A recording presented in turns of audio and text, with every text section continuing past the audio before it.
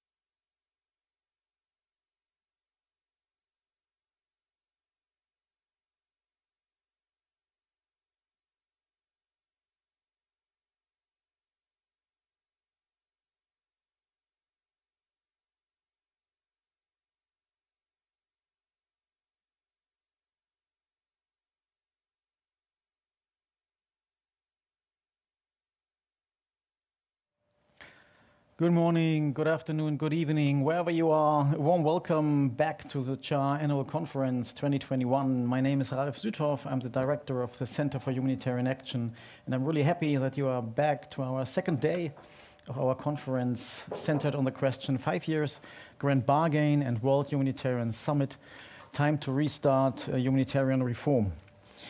We had yesterday intense discussions with really interesting, inspiring guests like Smruti Patel and Klaus Sørensen, the former DG ECHO Director General, and we deep dived into localization issues and the future role of NGOs in the humanitarian world. And so we took a close look already on one of the top priority areas of a potential future Grand Bargain, which is to be rediscussed in a few weeks' time. And localization might be a top area to further look into progress and how more progress could be achieved. And today we want to look into the second priority area, which might be in the focus of the Grand Bargain 2.0, which is so-called quality funding, and how could funding better enable humanitarian reform and much more effective aid. Before we jump into this, let me give you a quick sense of what's coming after that. We will have in the follow-up 3, as we called it, spotlight sessions, looking 30 minutes each on a couple of cross-cutting issues. One, Grand Bargain and gender. The second, how ready is the humanitarian system for innovation? And the third important one, the ethics of humanitarian reform, as we keep talking a lot for good reasons about efficiency, about effectiveness, but there is also underlying values and principles, and what's the right balance for that. For now, we would like to look, as said, however, in the topic of quality funding and how donors could progress faster, asking if the reform drivers of this Grand Bargain might be at the same time the blockers of reform. As shared yesterday, the Grand Bargain has basically been a deal. It has been a deal of donors providing more trust into aid agencies in their work, and that they deliver value for money for which they would provide more transparency, that what they do is achieving the jointly agreed goals. For this, donors promised at the World Humanitarian Summit 2016 to provide far more multi-year funding, also in the light that we live in an era of protracted crisis. The Syria war is going into its 11th year, but also Somalia, South Sudan, DR Congo have well passed the 20 years mark in these emergencies. And they would provide more flexible funding to allow aid agencies to agree, for example, in the pandemic right now, where are the funds really most urgently needed, and to provide at least 30% of their funding in a flexible way. Aid agencies themselves can decide what is the most important way forward. So this morning, we would like to discuss for a start in our keynote dialogue if the top 2 donor, the world's top two donor today, Germany, has delivered on this promise, and how other international donors have done so. And for this, you are also invited to join us in a few minutes already in the chat, in Zoom. Please, you can share your views and comments. And when we will have discussed with Sibylle Sorg, the Director General of the Foreign Office in Germany, the German approach, why follow this, and I will later introduce to you the panel following with the top think tank on the Grand Bargain, the Humanitarian Policy Group in London, and we are really happy that the Director, Sorcha O'Callaghan, is with us today. And then we will hear from an NGO perspective and a truly local perspective from Bangladesh, from START Director Sajid Raihan, how he sees the role of donors, why such quality funding is really crucial, but also how NGOs are perform as they are often donors themselves. So let me jump into this and introduce to you Sibylle Sorg. We are really happy to have with us this morning. She's the highest working level in the German Foreign Office. She is not only responsible for humanitarian affairs, but also for crisis prevention, stabilization, and peace building, and has strong leadership experience. You've been with the former Minister Steinmeier in his office for a couple of years. You have a strong regional background, also a conflict background in the Middle East. And you are into the humanitarian world since more or less a year, I believe, Mr. Billezorg. So could you share with us your view? 2016, there have been at least 2 schools on what kind of humanitarian reform is needed. There has been the rather fundamental view saying, well, we really needed fundamental change. I shared yesterday the wording of Valerie Amos, OCHA director, saying, well, the humanitarian system needs to reform or it will die. And there has been the different approach saying, well, let's not forget the system is pretty effective, it is delivering, but we need some reforms. As you had a fresh look starting 2020, what's your impression? What's been your view and what has been your take on the Grand Bargain so far? Good morning and welcome to our conference. Thank you very, very much, and it's a pleasure to be with you. I have to say that after 8 months in this job, I continue to be impressed, first of all, by the international humanitarian system, what it can deliver and what it can do. And specifically impressed I'm by the humanitarian workers, by their efforts, by their dedication. Really strong and tremendous work alleviating suffering and helping people in needs. I think this service cannot be overestimated, and I'm impressed by it really every day. That's one very strong feature. The other very strong feature is when I started, I was, of course, confronted straight away with the fact that the humanitarian system is under historic strains and that the funding gap is growing and not getting smaller. And my role was to help to secure the necessary funding on the German side with the help of the federal parliament. So I was confronted with, I think, the overarching problem we have, that we have to make our money last longer in the humanitarian system, at the same time a rather deep. So it became quite clear that the system itself has to try to improve itself, to get better, to see how it can optimize the own instruments, how innovation can be brought in. And you started your question and introduction for me with the question after reform, the need for reform. And I followed, of course, the discussion very closely and saw that the people in the system are constantly striving to find the best way forward, and of that. But asked what I would prefer, a step-by-step reform within the system or a fundamental reform, my reaction today would be it's the right approach to try a step-by-step reform, because fundamental reform always comes with a cost. You take the risk of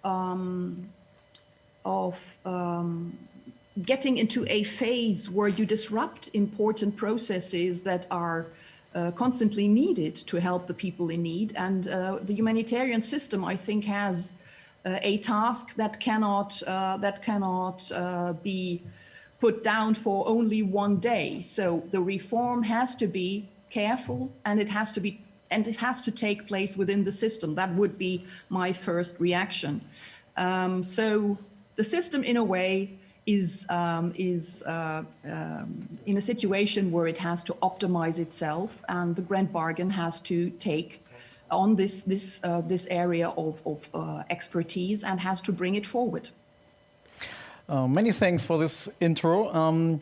If we look at the progress so far past 5 years and take it from a chart paper we've just published on the progress of the Grand Bargain after 5 years, we would surely agree that rather, let's say, a step-by-step approach has been taken, resulting in a lot of pilot projects having started, some programs having been at scale to some extent. But there is a lot of talk about, well, we haven't really changed progress. We haven't really seen systematic change in many areas, including the ones where Germany had some success stories to share.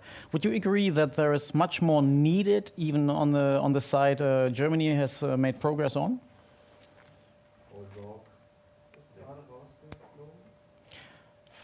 I'm hearing Frau Sorg, Director General, is jumped off the web, unfortunately. So let's see if we can get her back within a few seconds. Might be the Foreign Office line, as the line was broken in between very briefly already. So let's see if she can rejoin us in a second. Gives me time for some advertisement. I mentioned already our policy paper.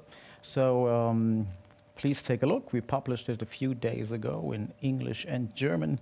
And for the quick reader, there is also a 10-thesis summary. So if this takes 2 minutes, you can even read the executive summary in that time.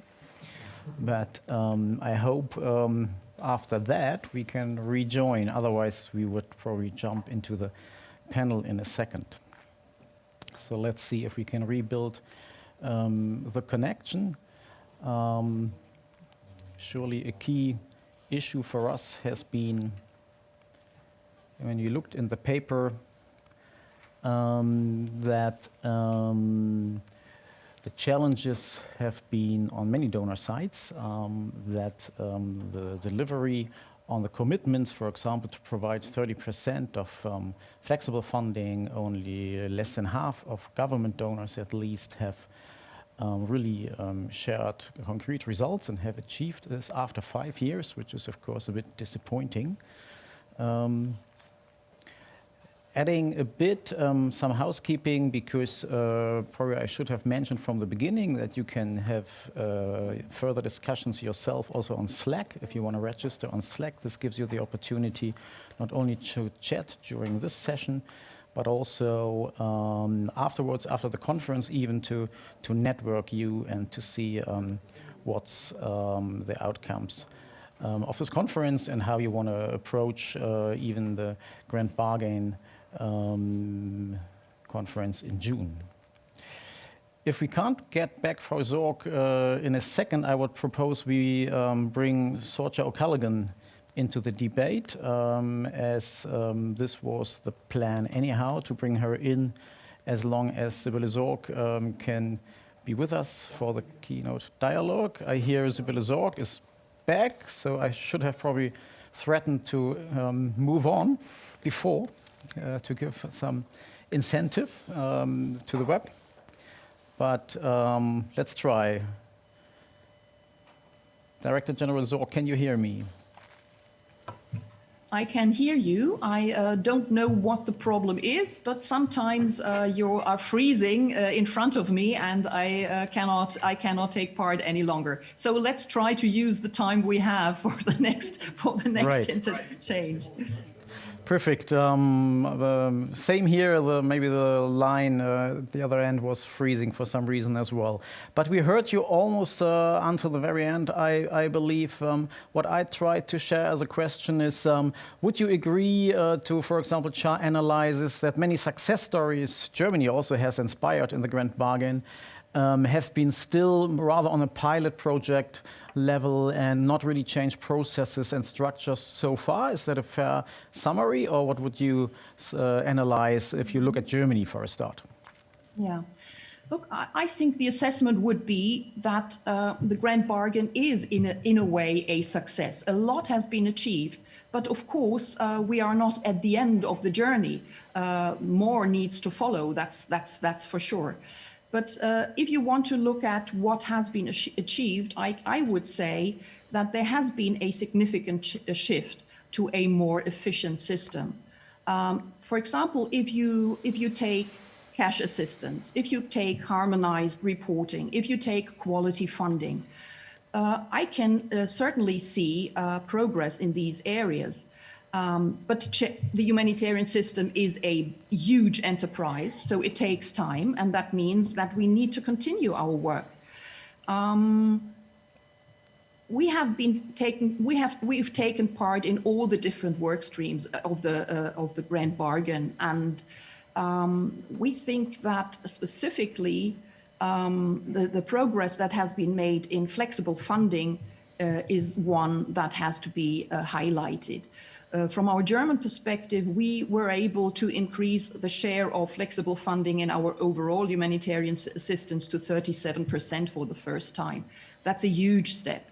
And the other huge step we could take was that over the course of the Grand Bargain, we could increase our multi-year funding from 25 to 64%.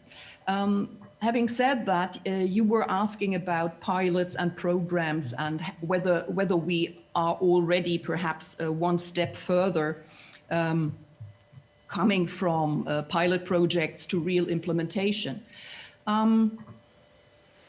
I would say that processes in the humanitarian system really do change, and new approaches do become institutionalized. Let's take our example in the work stream we were leading on, that was the introduction of harmonized and simplified reporting. It was not an easy start we had in this work stream. Yeah? We had a 2-year pilot phase, and it was really challenging to sell the idea across the board of the humanitarian system. But after a lot of advocating, we were able to really trigger the shift we wanted to see. If we look at it at this moment in time, we have OCHA, UNHCR, UNICEF, WFP, the USA, Germany, the Netherlands, and Switzerland using our reporting template, the 8+3 template. What I want to say by that is it is a slow progress, but there is progress. And now we are in the implementing phase, and we are trying to get more people on board. Let me say one other word on the multi-year funding, because you asked about the process. At the beginning, it was relatively easy for us to introduce multi-year funding. Reducing our earmarking proved much more challenging for us. So for us, it was always interesting to test these new approaches first and then come to the next step.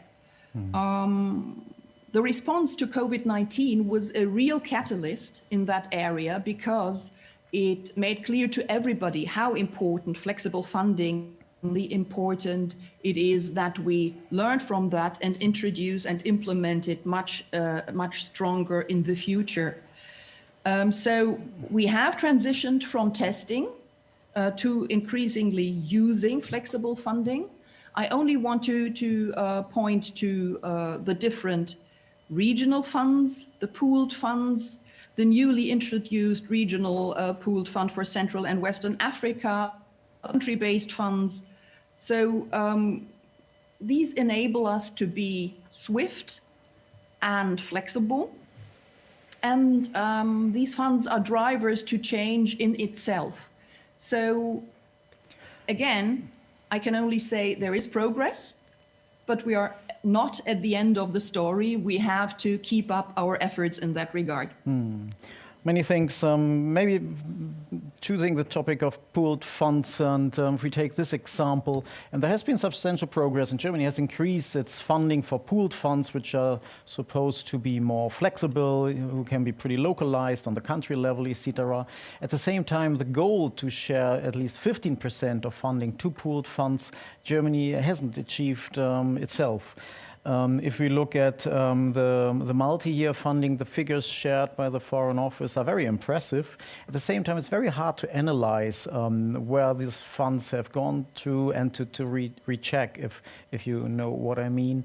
Or if we look at the issue of transparency itself, the reporting where Germany is committing its funding to which countries, to which crisis, only coming every 4th or 5th year. Would you say there is more scope for improvement, that the benchmark for transparency and these commitments hasn't been achieved yet? And if so, what is holding the ministry back? Why can't Germany play a more advancing role in these areas? Oh. I hear Sibylle Sorg has left us again, so maybe let's see what she could hear. and if we can get her back. I mean, it seems at our end it's fine. Frau Sorg, I hear you are coming back, and the web might be back at your end. Yes, I am back. I think. Okay. So I can answer the questions you were asking because I heard the question. Oh, very good. Before it froze. Okay. Very well. Look, transparency, the key word transparency. You know that we are reporting very intensely about our humanitarian assistance and how we spend it. In the EATI, in IDRIS, in FTS. At the same time, I understand that we are not at this moment in time in a position to have a reporting that from day one shows where we are standing at a certain moment in time. But what I would suggest is, if you look at the amount of money we are the pooled funds, or that we are putting into the SERF, where we are the biggest national donor, I think you see a growing tendency. Wherever we can, we increase the number of funding or the amount of funding we put into pooled funds. When we co-hosted the Sahel Humanitarian Conference last October, we put a lot of emphasis on introducing and bringing to life a new regional fund that helps to react across borders in the Sahel region to the arising needs in the different affected countries. So there is a tendency of increase of our means in these instruments, and that I think is a good development. Many thanks. I hope you can keep hearing me. Maybe a final question from my side before, if you don't mind, I would invite Sorcha from the Humanitarian Policy Group to share a comment or question, as she is the lead of reporting on the 5 years Grand Bargain progress, and we know that then you will have to leave pretty soon. One of the key asks for a future Grand Bargain to be agreed in June is that we need more political momentum, more dynamic again on the highest level. 5 years ago, Chancellor Merkel even attended the World Humanitarian Summit when the Grand Bargain has been agreed. For now, sometimes the critics say, well, even the leadership of the Foreign Office might not have the same priority for humanitarian reform as, or for the humanitarian sector, as would be needed. Can you not hear me? Okay, then I bring in Sorcha at this point, if that's possible. For some reason, I think within Berlin to the Foreign Office, the line seems to be worse than globally to Bangladesh and London. Hi, Sorcha. Sorry for surprising you at this point. Hi, Ralph. But no somehow. problem at all. Let's hope the line okay. works. Okay. To London, and okay. Yeah, impressive number of participants tuning in early in the morning for Europe anyway to talk about the Grand Bargain. So delighted to be here. Many thanks, Sorcha, and I will introduce you properly after this keynote dialogue. Frau Sorg, you are back. I just brought in Sorcha, maybe to invite her for a quick comment while the line to the Foreign Office has been re-established. Sorcha, how would you see the role of Germany in the Grand Bargain? Is there any ask from your side what you would see or love to see from the German side? Good morning, Frau Sorg, and nice to be here. One thing that strikes me is that over the lifetime of the Grand Bargain, Germany has moved into being, the second largest humanitarian donor. That is fantastic, and I think there's a lot of criticism around quality funding, but perhaps Germany has done better than some in that respect. And I think from our perspective in HPG, we see the largest donors as being fundamental to really altering the picture on quality funding. There's been good progress amongst the smaller donors, but we need the larger donors to make moves. I guess looking back, I think that perhaps Germany hasn't matched some of its advances on funding with really prioritizing and taking leadership on policy change. And I guess as you go into now Grand Bargain 2.0, what would you like to see, Frau Zorg, in terms of outcomes from that process? And where would you see Germany taking a leadership role? So it's matching its advances on financing and on funding with real policy leadership. Many thanks, Sorcha. Frau Zorg, would you like to jump in? Thank you very much, and I hope the line will hold towards the end. Look, I think that the Grand Bargain 2.0, how it is called, is at this moment in time in a phase where the different partners that are participating are preparing to put emphasis, and there's growing consensus on the, among the signatories, that we need to have the clear focus on localization and quality funding in the future. That is, I think, quite clear. And at this moment in time, other aspects that come into the picture additionally are gender and risk. At this moment in time, the facilitation group, the co-conveners of the work streams, and others who are trying to put more flesh on these areas. But I have to say that the Grand Bargain 2.0 is more on implementing pre-existing commitments than on inventing new far-reaching areas. And I think it's right, because there is a lot to do still on goals from 2016. We will certainly use our leverage with regard to the policy to put more emphasis on innovation, because we feel that this is an area where, in addition to the classical Grand Bargain headlines, we have to offer a whole lot to make this, to optimize the system and help to make the system more efficient. At the same time, I think our own situation with regard to quality funding and flexible funding is not that easy. We have seen, for example, that the need for visibility and timely indicative reporting on the impact and allocation of flexible funding was an aspect that hindered progress within the Grand Bargain. Because in times of tight budget, we, as a major donor, we need to be in a position where we can clearly demonstrate to our parliament and to the wider public that our means are well spent. And this is a kind of balance we have to strike all the time. We want to be more flexible, but we have to rely on the partners within the UN system and NGOs to provide us back with all the information we need to make our case in the political sphere. Yeah? And I think another area that was a hindrance to us to make more progress was cascading the benefits of quality funding to the local partners under the headline of localization and of risk sharing between donors and humanitarian organizations. That needs also to be addressed to further improve the system, because localization, one of our major goals to become better in that area, is really extremely complicated for us because we are not on the ground as a government.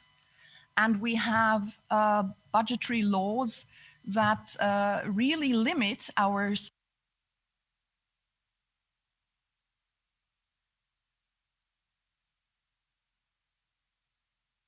Sibylle Zorg again. Sorcha, many thanks for this crucial question you shared. Any comments on the feedback of the Director General? I mean, for a start, localization surely is for all of us a challenge. How would you comment on the feedback on donor commitment in this regard and with respect to quality funding?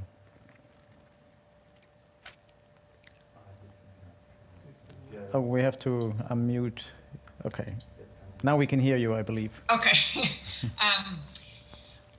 Yes, I mean, I think I mean, I guess the answer for me was implicit in the question, and I think we have seen advances from Germany, and Frau Zorg mentioned them herself in terms of increased flexible funding and increased multi-year funding.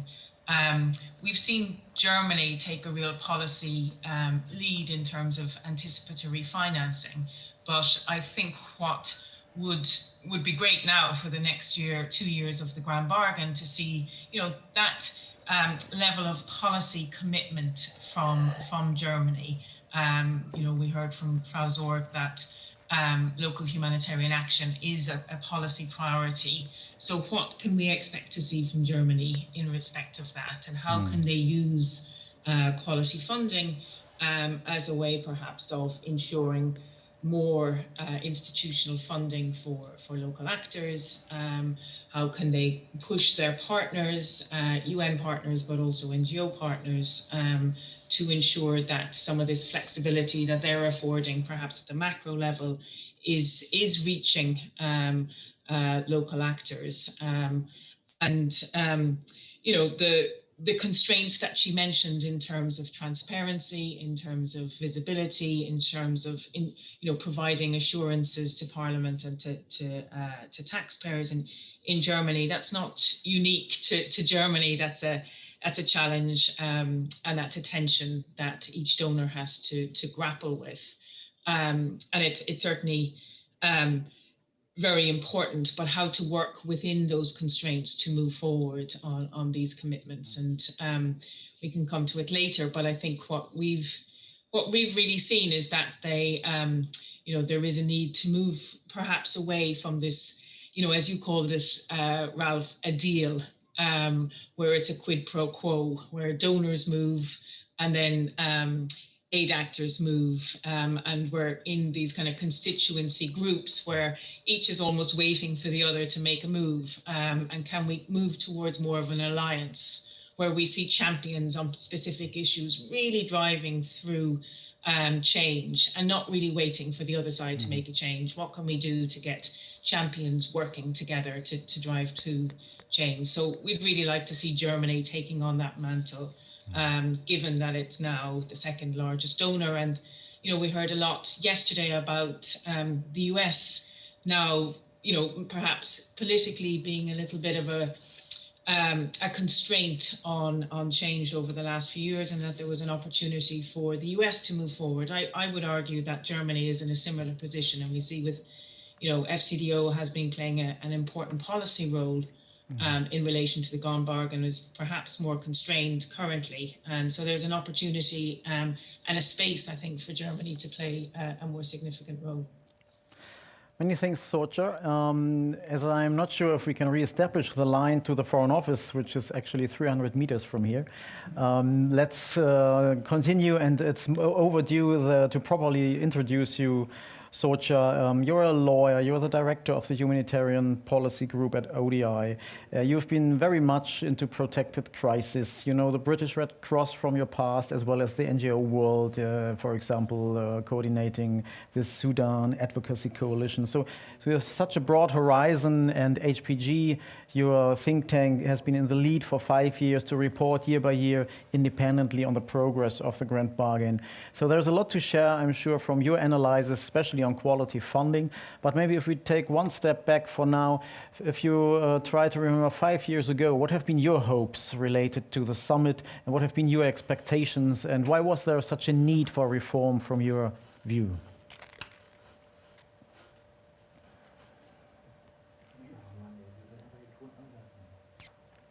I think you have muted yourself again, or we have to unmute you. Can you? I think, yes, yeah, perfect. I think someone keeps muting me, so maybe they can stop, because okay. I'm not able to keep unmuting myself. I mean, I think like everyone, and you mentioned it yourself, we were all hoping for huge transformation, and we went into the World Humanitarian Summit with incredibly high hopes. And there was a focus on conflict and on protection and on principles, on ending need. And I think over the course of that process, and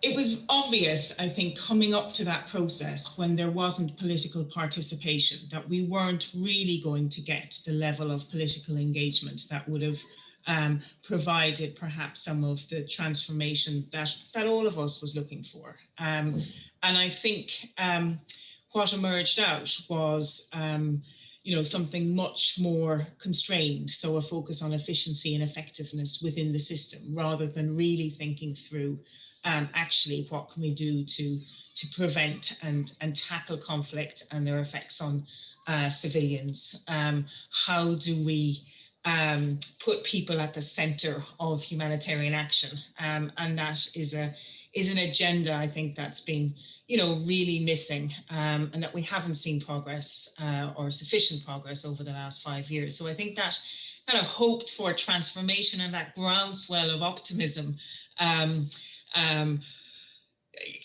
it's what we all hope for, and I think we still see it and hear it now in terms of the continued calls for a reset of the humanitarian system, one that's more equal, one that's more anticipatory, that works earlier on conflict, and is better at engaging with development or peace actors. But I think that optimism and that hope and that focus on transformation has in some ways, dogged the grand bargain, because I think all those hopes were then transferred into this quite technical process of reform. And those hopes were pinned on this process. I think there's different views on the grand bargain, but personally, I feel that the grand bargain can achieve step-by-step reform, as you mentioned, and that may lead to real change over time. But we also need to continue to have that real push for transformation. And I think that transformation of the system needs to happen in tandem. And I think that will come from outside the grand bargain process, and can push the grand bargain process in terms of being more ambitious and achieving greater results. Many thanks. It will be really interesting to discuss later on where you think the push for further reform could come from. Maybe in a nutshell, if we stick to the grand bargain overall for one more minute, if you would need to name one key achievement within the grand bargain process and maybe one top failure, what would be your takes? Any views? Yeah, I mean, I think one achievement, actually, and it's not spoken about that much, but I think that kind of the grand bargain as a forum where you have donors, UN organizations, international organizations, and to a certain degree now national actors as well, engaging and making decisions as relative equals. I think that's a unique forum. You don't see it anywhere else in the system. And I think that's one of its strengths. But as I said earlier, it's also one of its limits, because you have, also the vested interests of those different actors, the most powerful humanitarian actors, and they won't vote to really upend the system that they're participating in, and certainly not kind of over 5 years. Everyone points to cash as the big achievement, and I think what's interesting there, I think we all agree that it was a great achievement, but I think what were the conditions that allowed the success on cash? And I think there we had a clarity of purpose. The case had been made, before 2016. HPG was part of it, but so many others were part of making an evidence-based case for change. So we went into the grand bargain already with a common purpose and a clarity of purpose. And we saw the interests of donors and aid organizations converging on this agenda, and they used their respective points of leverage to catalyze. So the change didn't happen within the grand bargain, but the grand bargain was a catalytic and kind of complementary process for cash. So I think what we can draw from that is that kind of clarity of purpose, convergence of interest, political will, and investment from donors. And I think that's what's been lacking perhaps in other areas.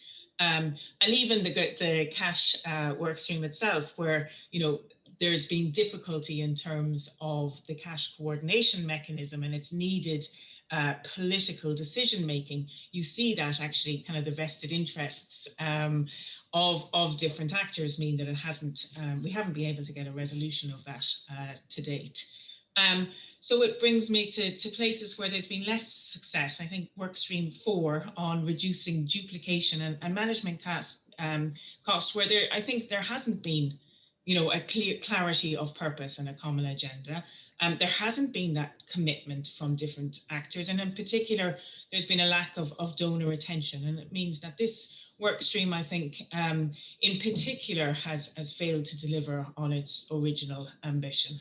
I think you could, also argue that while there's been real energy and emphasis on local action and the localization work stream, as it's called, and on, to a certain degree, on participation, I think what we don't have, I think there's been important political focus on those two agendas, and localization much more than participation.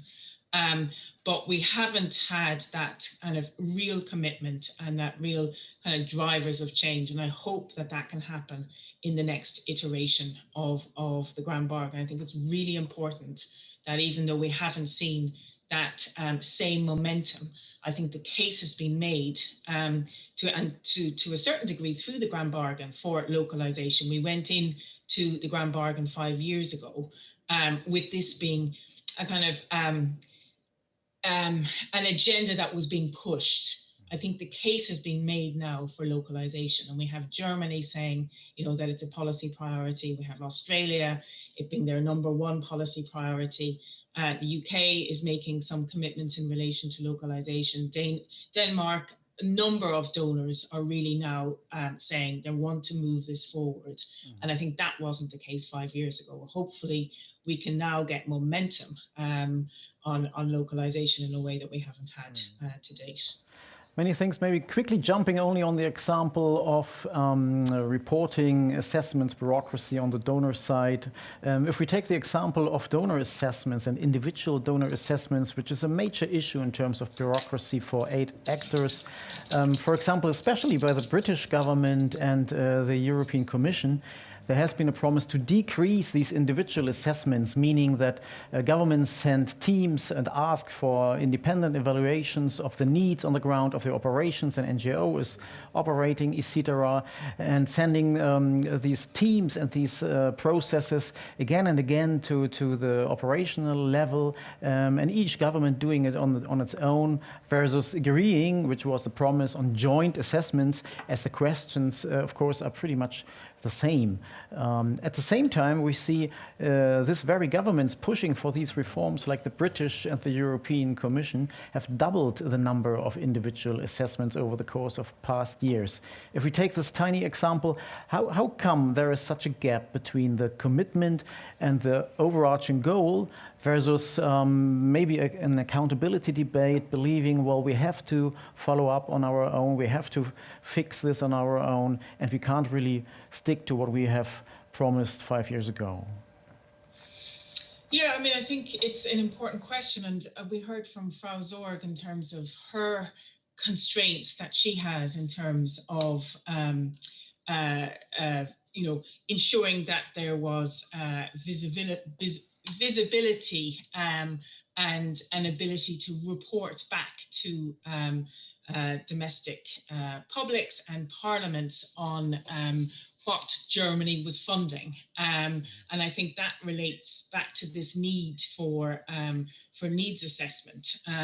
But I think there has been some progress on that in terms of a kind of a common needs assessment, but certainly I think that's an area that there will need to be more progress in over the coming period. And I think what's been helpful in terms of I guess what the focus is on Grand Bargain 2.0, if some of the thinking that's happening at the moment is materializes, is that there's a recognition that these areas overlap, and that to make, you can't make progress on just one area if you want to make progress on quality funding, which is going to be, I think, the central focus of at least one of the objectives in the next iteration of the Grand Bargain, that these issues can't be tackled in isolation.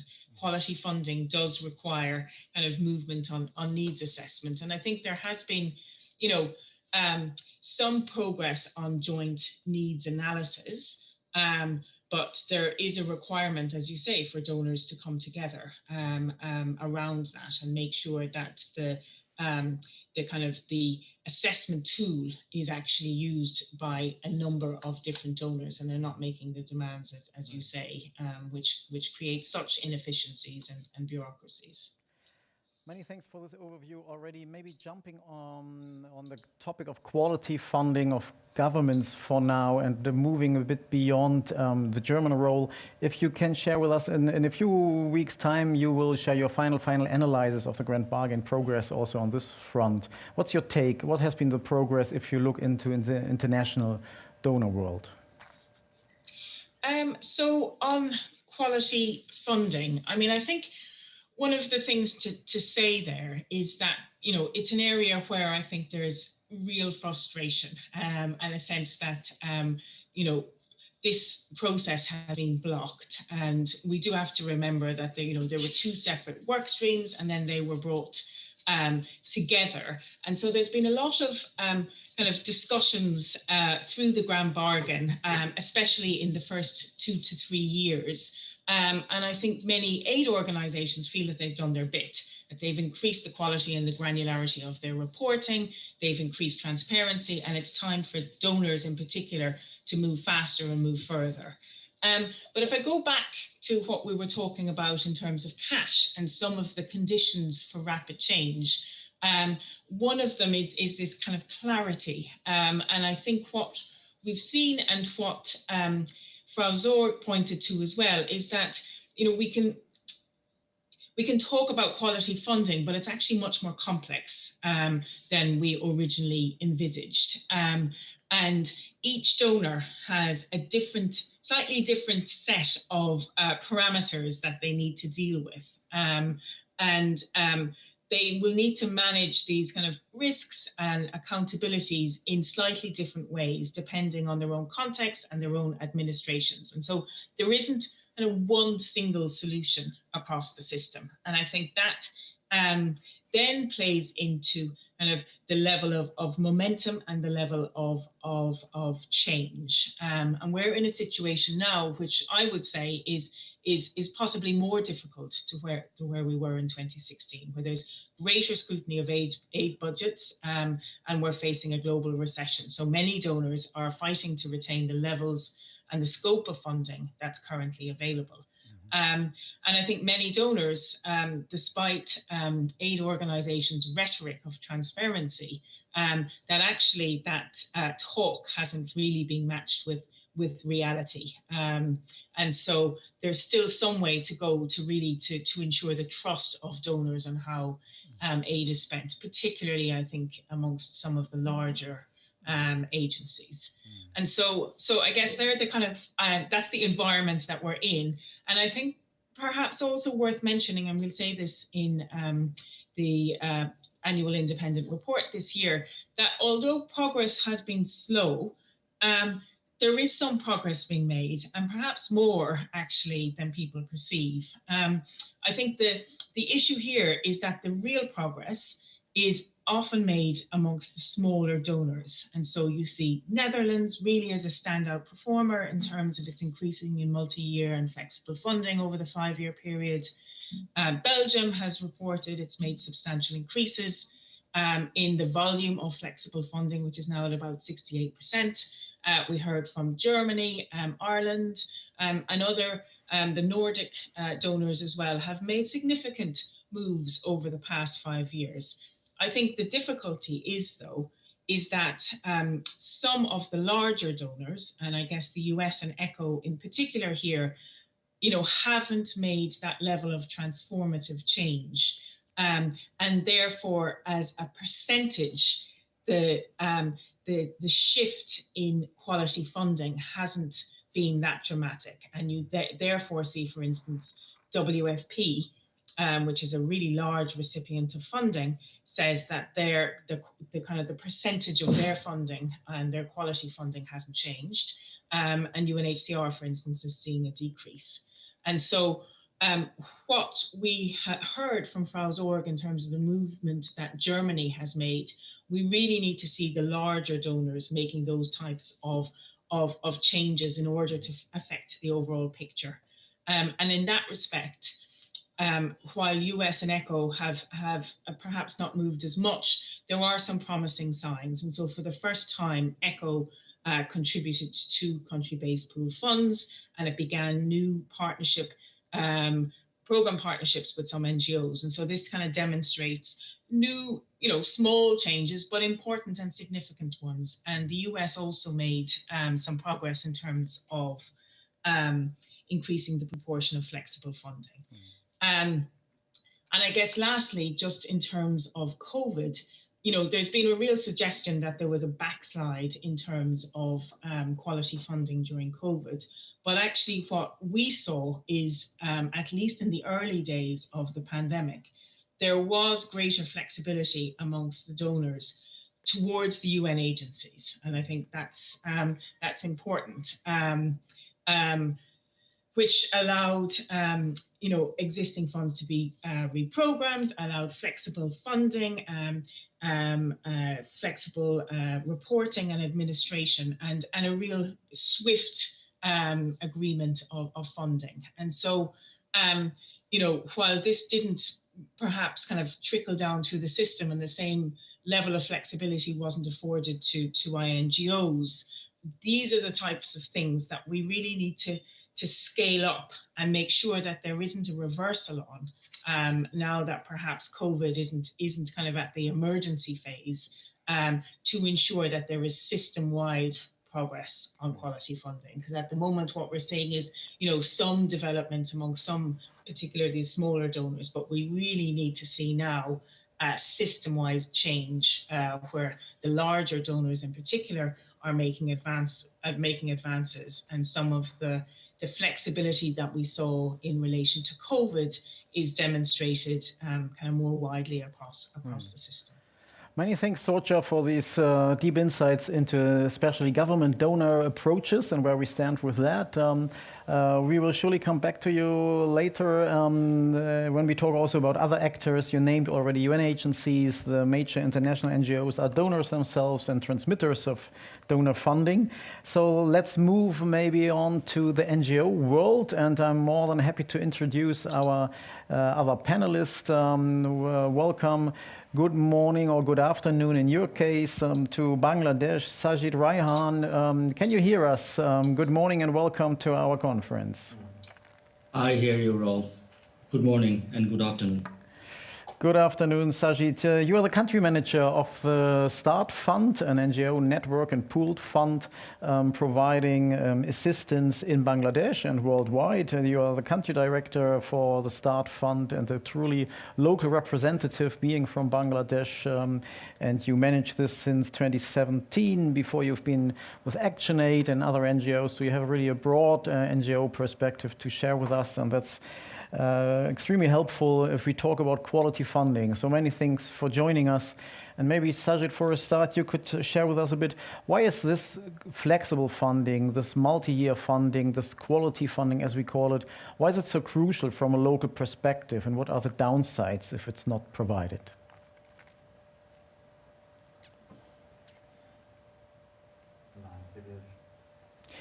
Now you've been unmuted. You've muted, but you need to be unmuted again.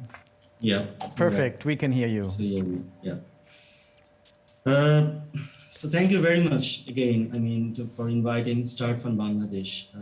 So what we understood from the last 4 years of our operations in Bangladesh as a pooled funding mechanism, some of the quality funding criteria or indicators that we really feel that's coming from the local organizations.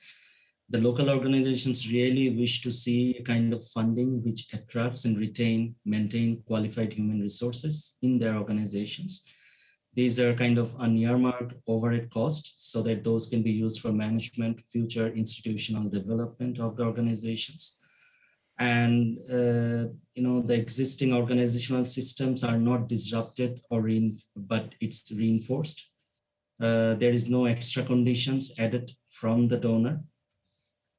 It encourages and enables direct contract between local national agencies and donors.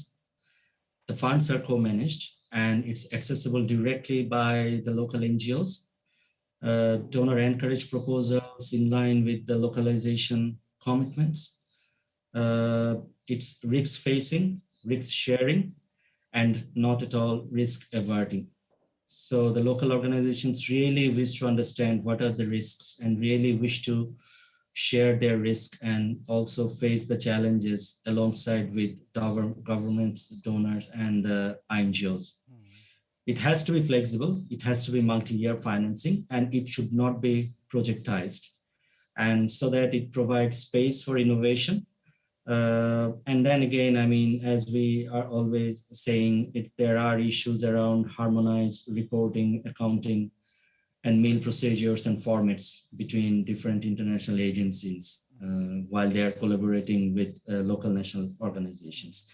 And they do not have to go through DDA for every time they access a new fund. So I think these are some of the reflections from the local organizations in terms of the quality. Thanks, Sajid. I mean, Bangladesh seems to be a really interesting example, given that I understand like 25% of the humanitarian funding provided in Bangladesh is going directly to local actors, which is quite substantial. And the START network has an approach which ensures even about 70–80% of your funding, I understand, is going directly to local partners. Why are things going apparently more successful? Why is it different in Bangladesh? What's been the practical way to achieve this? Well, so let me start with a bit of background on the START network, and I think that will bring us to the answer. So START network is made up of more than 58 agencies currently across 5 continents. Yes. And the aim is to transform humanitarian actions through innovation, fast funding, early action, and localization. So back in 2014, it was the fund was operated by the network membership and drawing on a single global disbursement pot for emergency response projects globally. And during then, there was a realization that it was not aligned with the START Fund's overall aim to be decentralized, diverse, collaborative ecosystem of civil society organizations. And also there are widespread perception of the START network identity as the ultimately British one. So side by side, there was also a demand for the START Fund model at the national level. And in fact, that demand led to the development of the START Fund Bangladesh as the pilot initiative of START network. So it's the first pilot initiative, and it's developed with the Foreign Commonwealth and Development Office UK in 2017. And we started with 20 START network member NGOs in Bangladesh, but then within 1.5 year, we onboarded around 26 local national organizations on board. So currently we have 47 members. And we have an executive committee, which is 6 from the NGOs and 7 from local national NGOs. All the members have equal participation and decision-making and equal access to funding. Now, if I come to the kind of, START network, its reform agenda, so we can see that clearly, if we look at the new strategy, that during the last 2 years, START network initiated 5 new hubs in different locations in country and region. So those are the Pakistan, India, DRC, Guatemala, and the Pacific. And in 2020, the network already onboarded 12 local national NGOs from these 5 hubs as network members, meaning that they will be part of the governance, decision-making, and will have direct access to fund.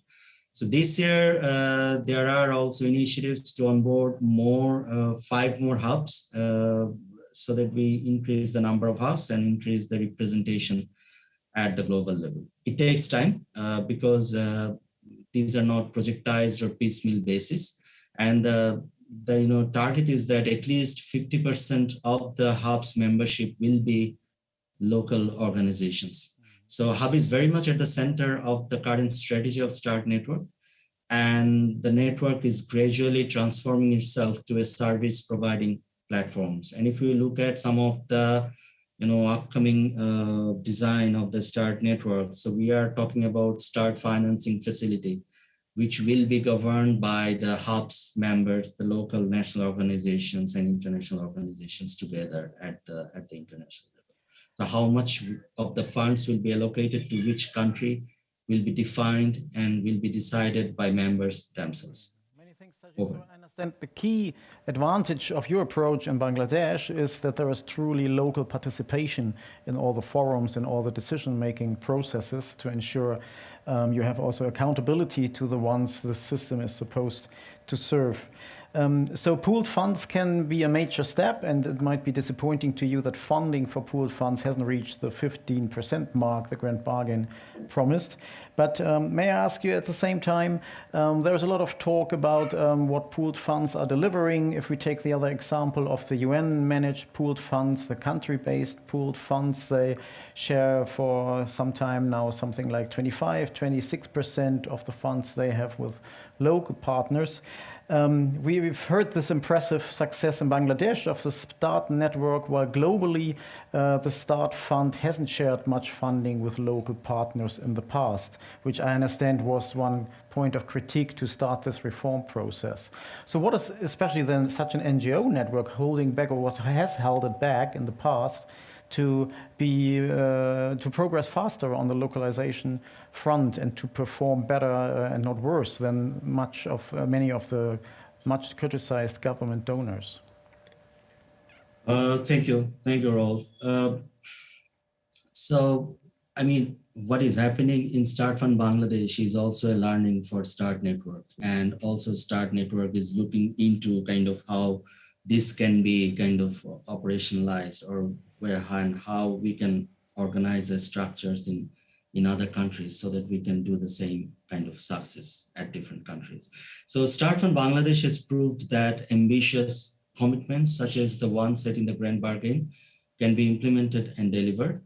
The fund has delivered on at least 3 of the 6 commitments under Grand Bargain Workstream 2 on localization, namely understand better and work to reduce barriers that prevent local national responders direct access to humanitarian aid, support and complement national coordination mechanism and include local and national responders in national coordination mechanism.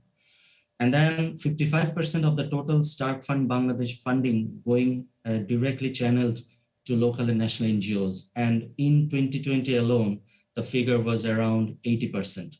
And which is also resulting to reduced duplication and management cost, which complements Workstream 4. It also ensured that more money going to affected communities and reaching faster due to reduced fundamentaries and transaction layers. So, I mean, in terms of the operation and management cost, we have seen that it has been reduced by 15% compared to the stats before 2017. And time to reach communities reduced by 35%. So definitely localization and this kind of pool funding mechanism has a lot to offer. If we also look into more direct access means, also more ICR for local actors and their agencies, and it can really facilitate organizational development and can also build sustainability of civil society organizations. So from 2019 till 2020, we have seen that the sharing of ICR between international members who access the fund and the local partners stood at 73% to 27%, and which is around more than £21,000 that's going to local partner only in the last 1 year. And if compared to back in 2018, it was only 2%. So things started moving within START Fund Bangladesh, at least. While we are doing that nudging and kind of bargaining with the international NGOs.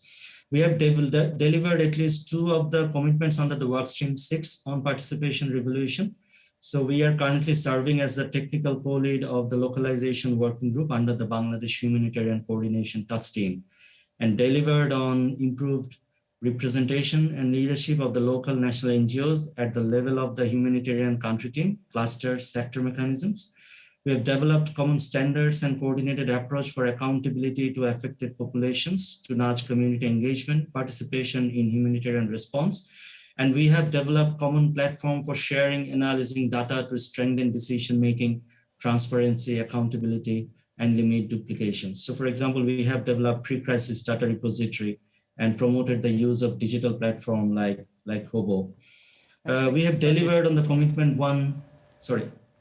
No, I didn't want to interrupt. Just maybe if you would agree that to conclude, you mentioned also the issue of ICR, maybe to explain for the non-experts on these issues, that the share of administrative funding going to local partners and not retained on the international level has increased, which is an important debate as well, how these funds are shared among actors. So if I get you right, I mean, it's very convincing what an interesting pilot program the START network is in Bangladesh, while in the overall framework it is a pilot project as we see so many in the Grand Bargain.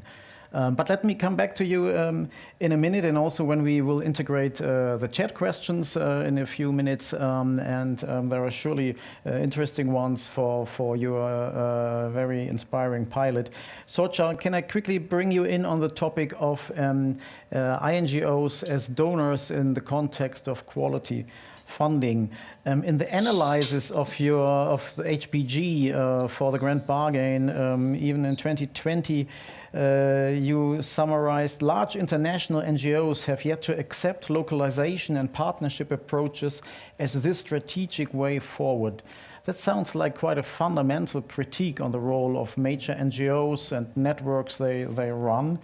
And some say it's reflected also in terms of quality funding, as the quality funding the NGOs get is not necessarily shared with their local partners. Is that still your analysis for the INGO sector and its role in this context? Yeah, I mean, I think, first of all, to say that I think quality funding was, first of all, thought about primarily as something for donors and for UN organizations, because that was where the majority of funding goes.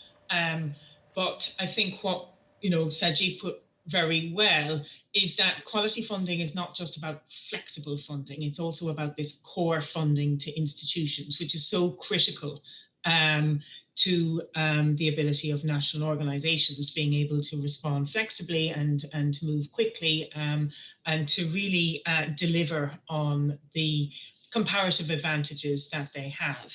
And what you hear from INGOs is that they themselves are not receiving sufficient multi-year funding or quality funding to pass this down. But the picture is, there isn't one picture.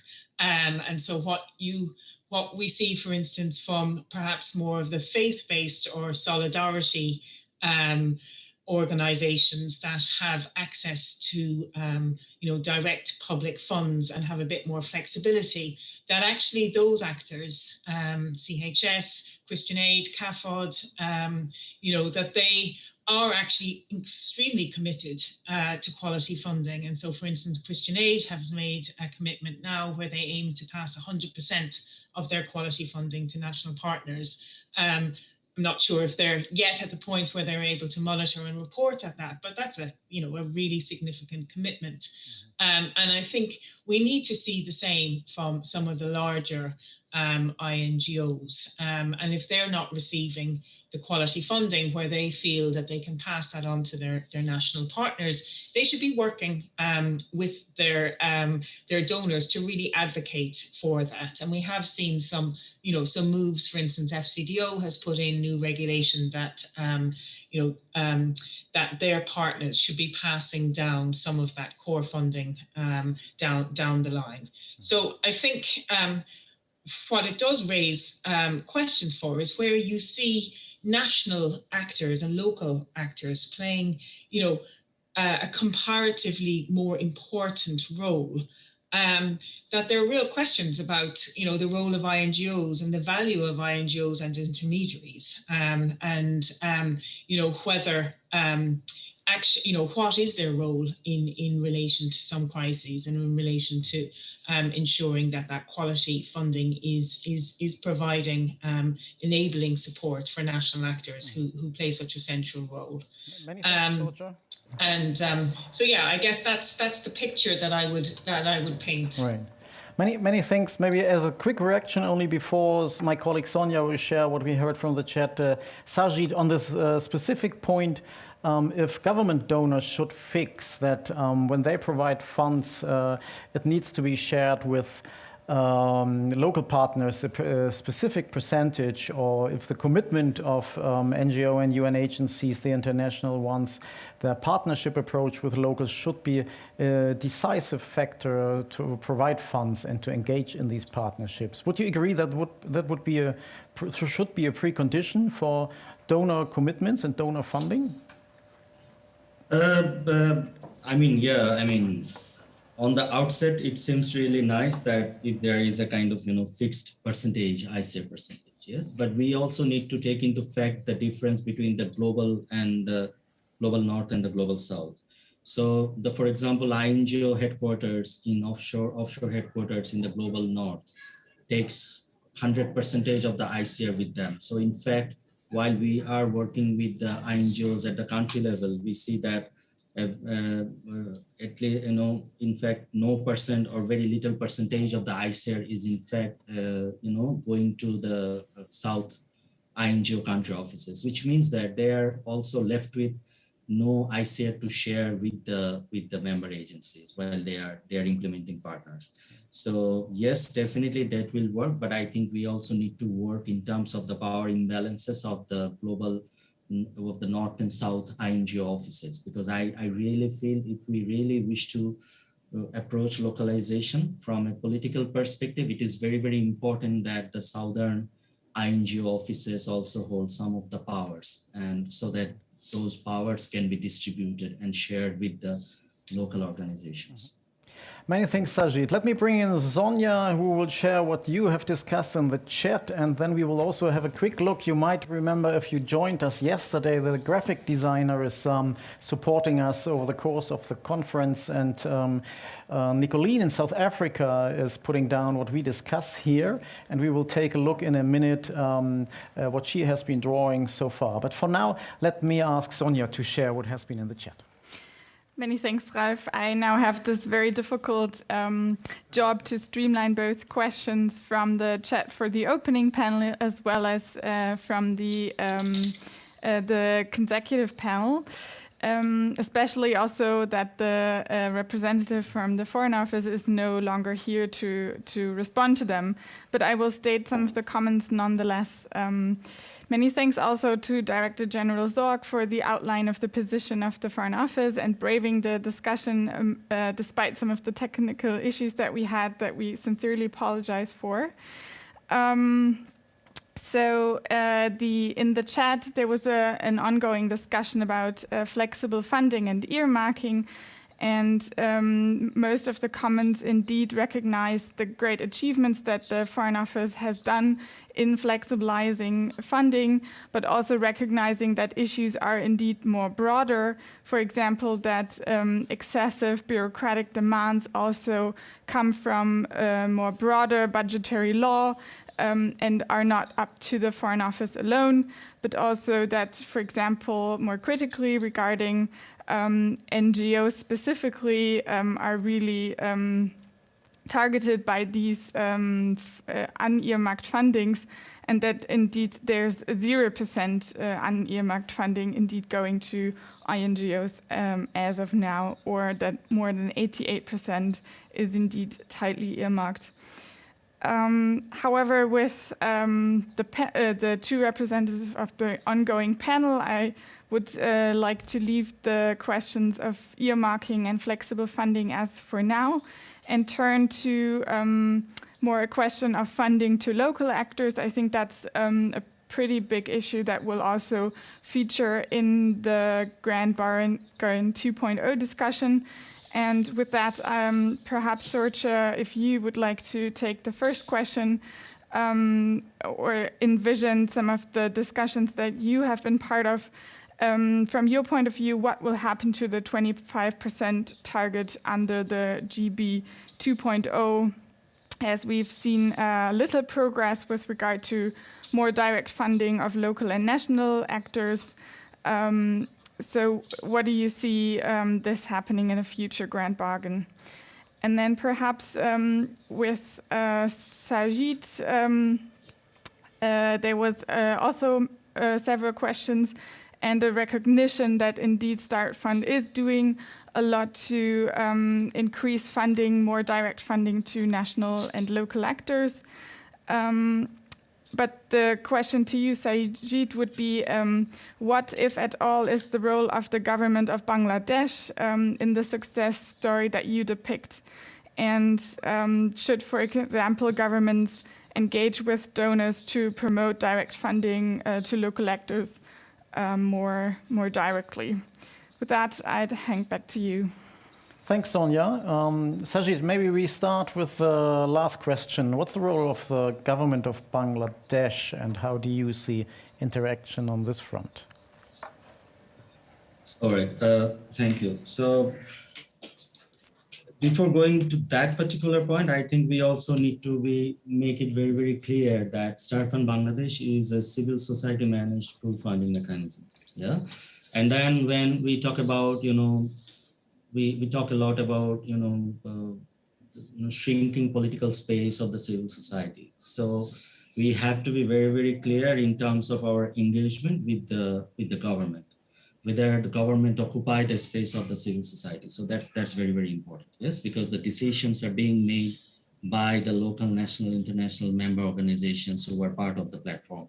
So how we keep intact that decision-making space, but at the same time can engage strategically with the national government. So the way we engage with the government, as I was saying, that we are kind of approaching through the humanitarian coordination task team, the national task team that we have, that combines and brings together the UN, government, INGOs, and NGOs from the local level, and using that platform to influence the government. Now, in terms of the kind of evidence we have generated, and also kind of, showing in terms of rapidness, in terms of more value for money reaching to communities. So that evidence is there with us. It was not there with us back in 2017. So we have now that with us. And gradually through the local organizations, because the local organizations has the legitimate voice and the kind of mandate for advocacy on behalf of the local community. So definitely through the platform, the Humanitarian Coordination Task Team, we are now proceeding on some of the advocacy issues. In terms of the evidence, as we were talking about pool funding mechanism, so there are also experimentations done by different agencies, for example, like Oxfam through their ELNA project. They are now trying to come up with a model for the district level. So how the at the local government level that can be decided, and some of the local government funding can be generated for those, the local level pool funding mechanism. So yes, I think there is also a role from the donor, because of their kind of bilateral, multilateral relationship with the government, to also kind of use these evidence to influence the government, so that there is an allocation from the government funding. And what we also kind of always try to think and try to remember, that localization cannot be done with donor money. It has to be done with local money. You have to have the kind of ownership. And Bangladesh, for example, becoming a middle income country, which means that we will have less and less of the humanitarian funding or the development funding in coming days. And which means that the government need to take more of the stake, and also the private sector organizations. So yes, the advocacy is there, but we have to be very, very careful. So for example, if we invite government for Start Fund mechanisms, then whether that will be obstructing the civil society participation space. So these things need to be sorted out, and we have to be a bit strategic and careful. Over. Many thanks, Sajid. Very interesting point. I'm happy also to transfer to Sorcha on the question addressed to you. Is the key question rather where the local funding is coming from and governments and host governments engage more, or we keep talking about all this direct or indirect funding coming from the international humanitarian world? So what would that mean for the 25% goal to be shared by international agencies, etc.? Is this a key question for the future, or what would be your approach on how to engage in the localization debate in a future Grand Bargain 2.0? So where we are currently on the 25% is our report shows that of the 53 grant giving signatories, 12 of them have reported that they've met or exceeded that 25%. So it's less than a quarter. So clearly there hasn't been the achievement that was hoped for. And if you look at where we are in terms of FTS data, it's just 4.7% of all global funds in 2020 that went directly to national and local responders. So I think there can be movement on that. On this kind of volume of direct funding. But I think as Sajid mentioned, that perhaps that question of direct funding is important, but it's also that the quality of that funding, and that we have to make sure that there is a move away from project funding to more institutional core funding to national and local partners. And whether that comes directly or whether it comes from country-based pooled funds, the key question is, that quality, and also more generally in terms of the degree to which local and national actors can access not just the funding, but those kind of wider dimensions of participation in decision-making, representation, and leadership ability. So I think I think it's an open question as to whether that target will remain. But I do think that the focus needs to be broader than just on that target, because there are ways of getting quality funding to national actors, as the START mechanism demonstrates. That's incredibly valuable for those actors that may not be direct. And while I think we can look at the START network and that 78% that's going to national and local actors and be very impressed by that, there has been some move on some of the UN mechanisms as well. And so, for instance, on country-based pool funds, OCHA is reporting that that 39% of the funding from country-based pool fundings is going to national and local actors, up from 25%. And we had a pilot SURF last year that was aimed at giving direct support to NGOs on the ground, and a third of that went to national and local actors. So, I mean, I think we need to look at all of these mechanisms, but we need to not just look at the volume of funding. We need to look at what type of funding, and whether it's that quality funding that ensures that we have, sustainable national and local actors that can make strategic choices based on their own contextual knowledge on where to respond, and they have predictable and flexible funding to do that well. Many thanks, Sorcha. I don't know if you have a chance to look at our graphic designer's output for a second before we jump into a second round, or maybe meanwhile we jump into a second round of questions from the chat. Sonja, maybe you want to continue and share what you've heard, while we might have a chance to look at what Nicoline in South Africa is drawing. Yeah, many thanks. So indeed, the comments link up nicely with what was just discussed, really more that there was a comment of the impressive record that START Bangladesh has in comparison also to the UN country-based pooled funds. And just perhaps, Sajid, you could share some learnings that you make in enabling that direct access to local and national NGOs, perhaps just as a reaction to that comment. And Sorcha, there was also this discussion earlier on the role of needs assessment and joint needs assessment. And there was a comment regarding that donors don't do needs assessments themselves, but they push for better and more joined up needs assessments. And if there should be a similar process as the 8+3 for reporting to harmonize assessment and accept the assessment results among donors, what would be your take, Sorcha? How hopeful would you be that such a process would indeed be valuable for that? With that, over to you. Many thanks, Sonia. Maybe Sorcha, this time we start with you. Any quick reaction to the question from the chat?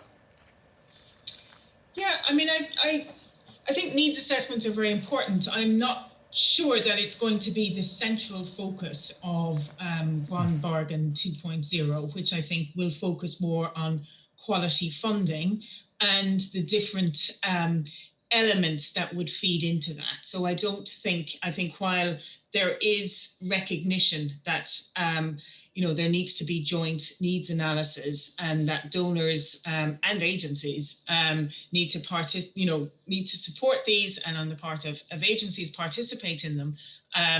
But I don't think that's where the real drive is going to be for Grand Bargain 2.0. I mean, maybe just a point on that next iteration of the Grand Bargain. It is only 2 years, and I think it's right that that there is a focus down on quality funding, on local humanitarian action, and on participation. I think we need to be moving and thinking very quickly about a longer term agenda. Where as humanitarians, we're always used to short cycles and expecting change within 2 years. And we'll only get so far in 2 years, and it's taking 6 months to agree the focus of the next Grand Bargain 2.0. Even the Grand Bargain itself was just one pillar of the humanitarian the high-level panel on humanitarian financing, and we've kind of kicked down the road the whole question of reducing need and widening the resource base. And I would argue that at the same time as we're moving into Grand Bargain 2.0, we should be thinking now about a much more ambitious and longer-term process of change that's 5 to 10 years, and that we're pushing other agendas alongside the efficiency and effectiveness through the Grand Bargain, alongside these wider agendas, and should be thinking about the kind of political change, because I think things like localization and participation are real political agendas, and they need that political energy and commitment. And we're all arguing that the Grand Bargain should get more political, but not just for the next 2 years. There needs to be a process of change that goes beyond just 2 years, and we're thinking through what's the change we want to see in 5 to 10 years, and how can we get momentum and energy towards that agenda. Because we're very quickly going to be coming out of this next 2-year Grand Bargain and having these debates again. And we should be, really pushing towards longer term ambition at this point.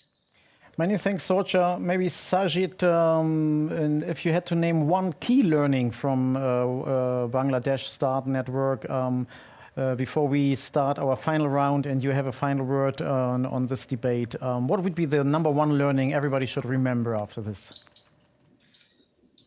I think it's about having trust on the mechanism and having trust on the power of the local frontline humanitarian actors, and also having trust in the power of collectiveness and the power of collaborations, and also having trust even on our own self, and having the confidence of making change. And we should not be waiting for change. We should be change makers, everyone. Many thanks, Sajid. That was very clear. Maybe I give you the floor also for a final word. There is a lot of talk that we need more pressure, that we need more incentives for change, etc. And you have apparently very encouraging hopes that things can change. Where could these incentives come from? What gives you hope that the Grand Bargain 2.0 or the whole overall humanitarian reform process can move in the right direction and with a needed dynamic? Thank you. I mean,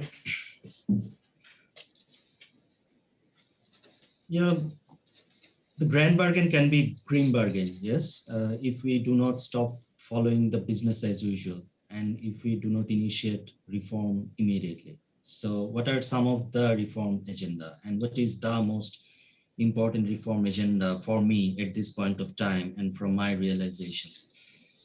So if I look at the system now, that kind of lion's share of the world emergency aid spending is occupied by a handful of around 30 donors and aid agencies, and which means that it will not in fact disrupt the power dynamics in the system. It will rather concentrate the power dynamics.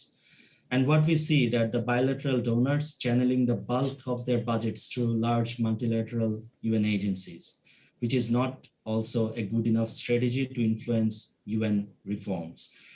So when we are talking about Start Fund, we are in fact talking about the tip of the iceberg. Yes, it's very little amount of money, 10 million pounds for 4 years. But we want to see more and more of these kind of pool funding mechanisms or investment in pool funding mechanisms. So the channeling of the fund need to be diversified. It should be inspiring and incentivizing local leadership, risk sharing, encourage capacity convergence among local national NGOs, international NGOs, UN agencies, while UN organizations are contributing more from technical and coordination capacities. So UN becoming implementing entity can be also a problem if I see myself, from my experiences, that if we really wish to see a reform in the sector. So for example, if the UN SARF pool fund is doubled to USD 1 billion by 2020, we should have serious discussions, to opening up the access to the national NGOs and non-UN pool funds like the Start Fund mechanisms. The other thing, I think it's a bit of gray area, which is around due diligence.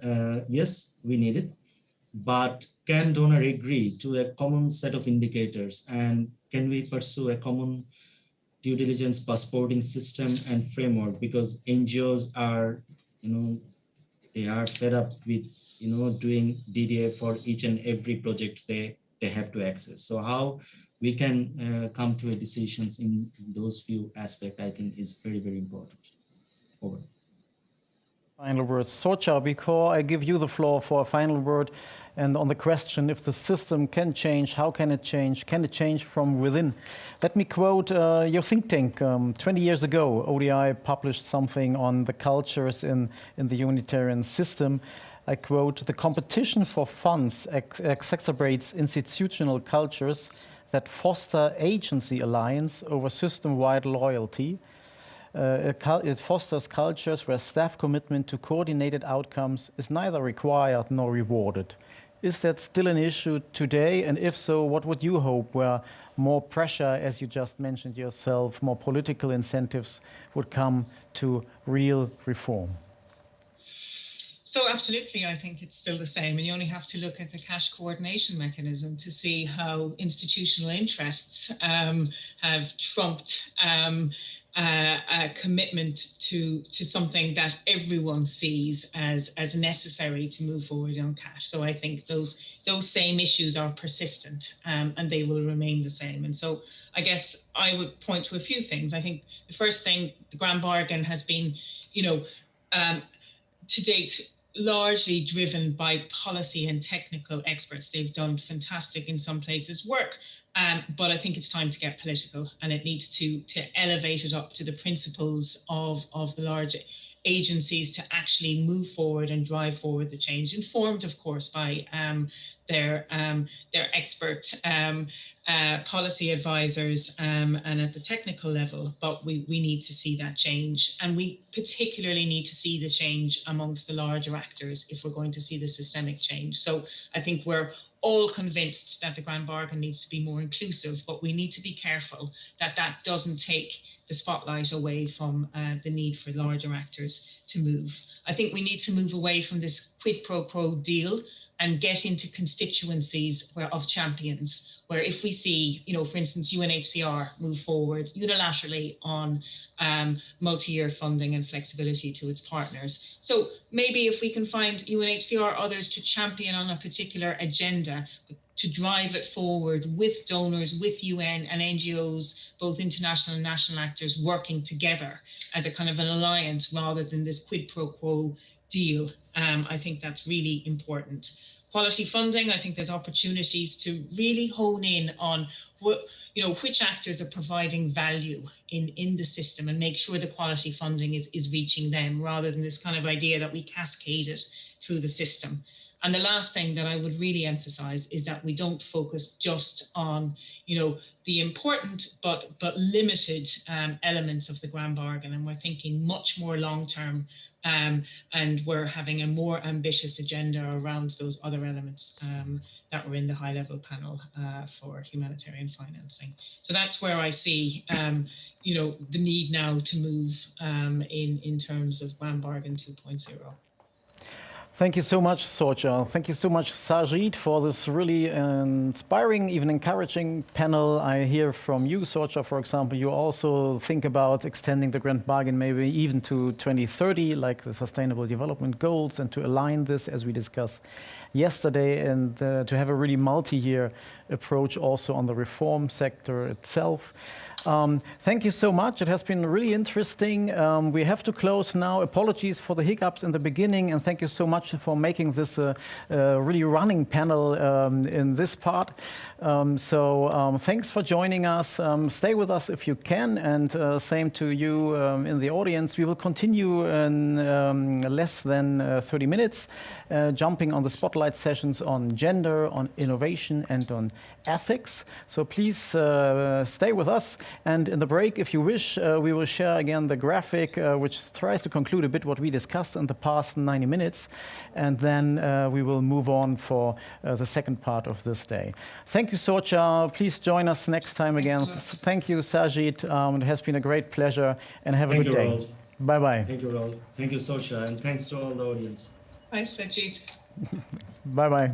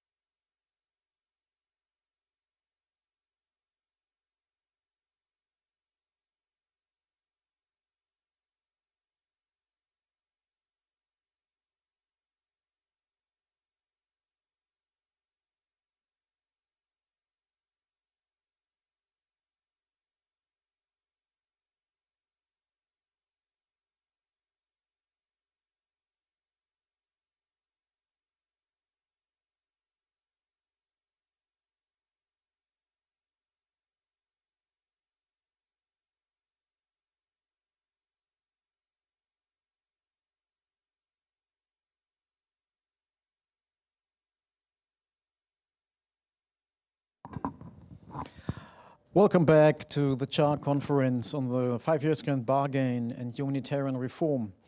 We come to our final round with a couple of spotlight sessions, as we like to name it, 3 topics and each in 30 minutes with one really interesting speaker and a very interesting facilitator I will introduce to you right now. Our first session will be on the Grand Bargain and gender, followed by the topic of innovation and humanitarian reform, and then to be followed by the ethics of humanitarian reform.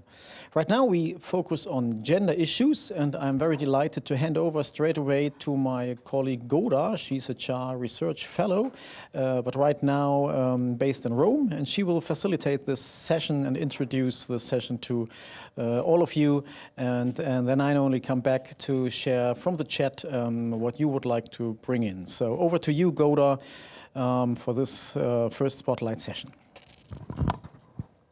Thanks, Ralph. Good morning, good afternoon, good evening, everyone. Welcome to the Spotlight session, the Grand Bargain and Gender. My name is Goda Milashuta, and it is my great pleasure to facilitate the session, which is going to be a 30-minute discussion on gender considerations within the Grand Bargain process. To discuss this, I'm very happy to welcome Grace Ireri, who is the Local Humanitarian Partnerships Advisor at Action 8. In this role, Grace is leading the implementation commitments on meaningful partnerships between Action 8 and its humanitarian partners, while focusing on promoting women-led localization in Ethiopia, Nigeria, Somaliland, Kenya, Myanmar, Lebanon, Jordan, and Palestine, amongst others. Grace is also leading the participation of Action 8 and women-led organization partners in global and African humanitarian platforms. These include the Feminist Humanitarian Network, the Localization Task Team of the Call to Action on Protection from Gender-Based Violence in Emergencies, the Charter for Change, as well as the Grand Bargain. Overall, Grace has 20 years of experience in conflict-sensitive development approaches, project management, capacity strengthening of civil society institutions, as well as rights-based humanitarian influencing. Thank you very much for joining us today, Grace. And before we start, I would just like to take a moment to encourage the audience to participate in chat. Your questions and comments are going to be monitored as we speak, and we'll try to cover as many of them as possible in the second half of our session. The session is quite short though, so please don't wait too long to raise your questions. Now, without further ado, I would like to ask you, Grace, to make a short input by telling us about the role of gender within the Grand Bargain, how gender became part of this process, and also what Action 8 does in this regard. The floor is yours, Grace. Thank you very much, Goda, for having me in this session. I think where we'd start is saying that, for Action 8, our approach is really centered around women's leadership. And this focuses across all our programs. So even in our humanitarian work, we have prioritized women in preparedness, response, as well as recovery efforts. So in terms of commitments that we have made as Action 8 on our humanitarian work and linked to the Grand Bargain, we have made commitments that will ensure more than 50% of women are in decision-making spaces at the community and frontline work. We've also committed that 50% or more of our partners will be women in our humanitarian work, and increasingly we're going to see we're going to facilitate quality funding and partnership for women-led organizations. So as we made our commitments to the Grand Bargain, this was underpinned with our humanitarian signature, and alongside women's leadership, we do have accountability in emergencies as part of our humanitarian signature. We do have resilience, which cuts across, as well as shifting power to local actors, which links very well with the localization work stream.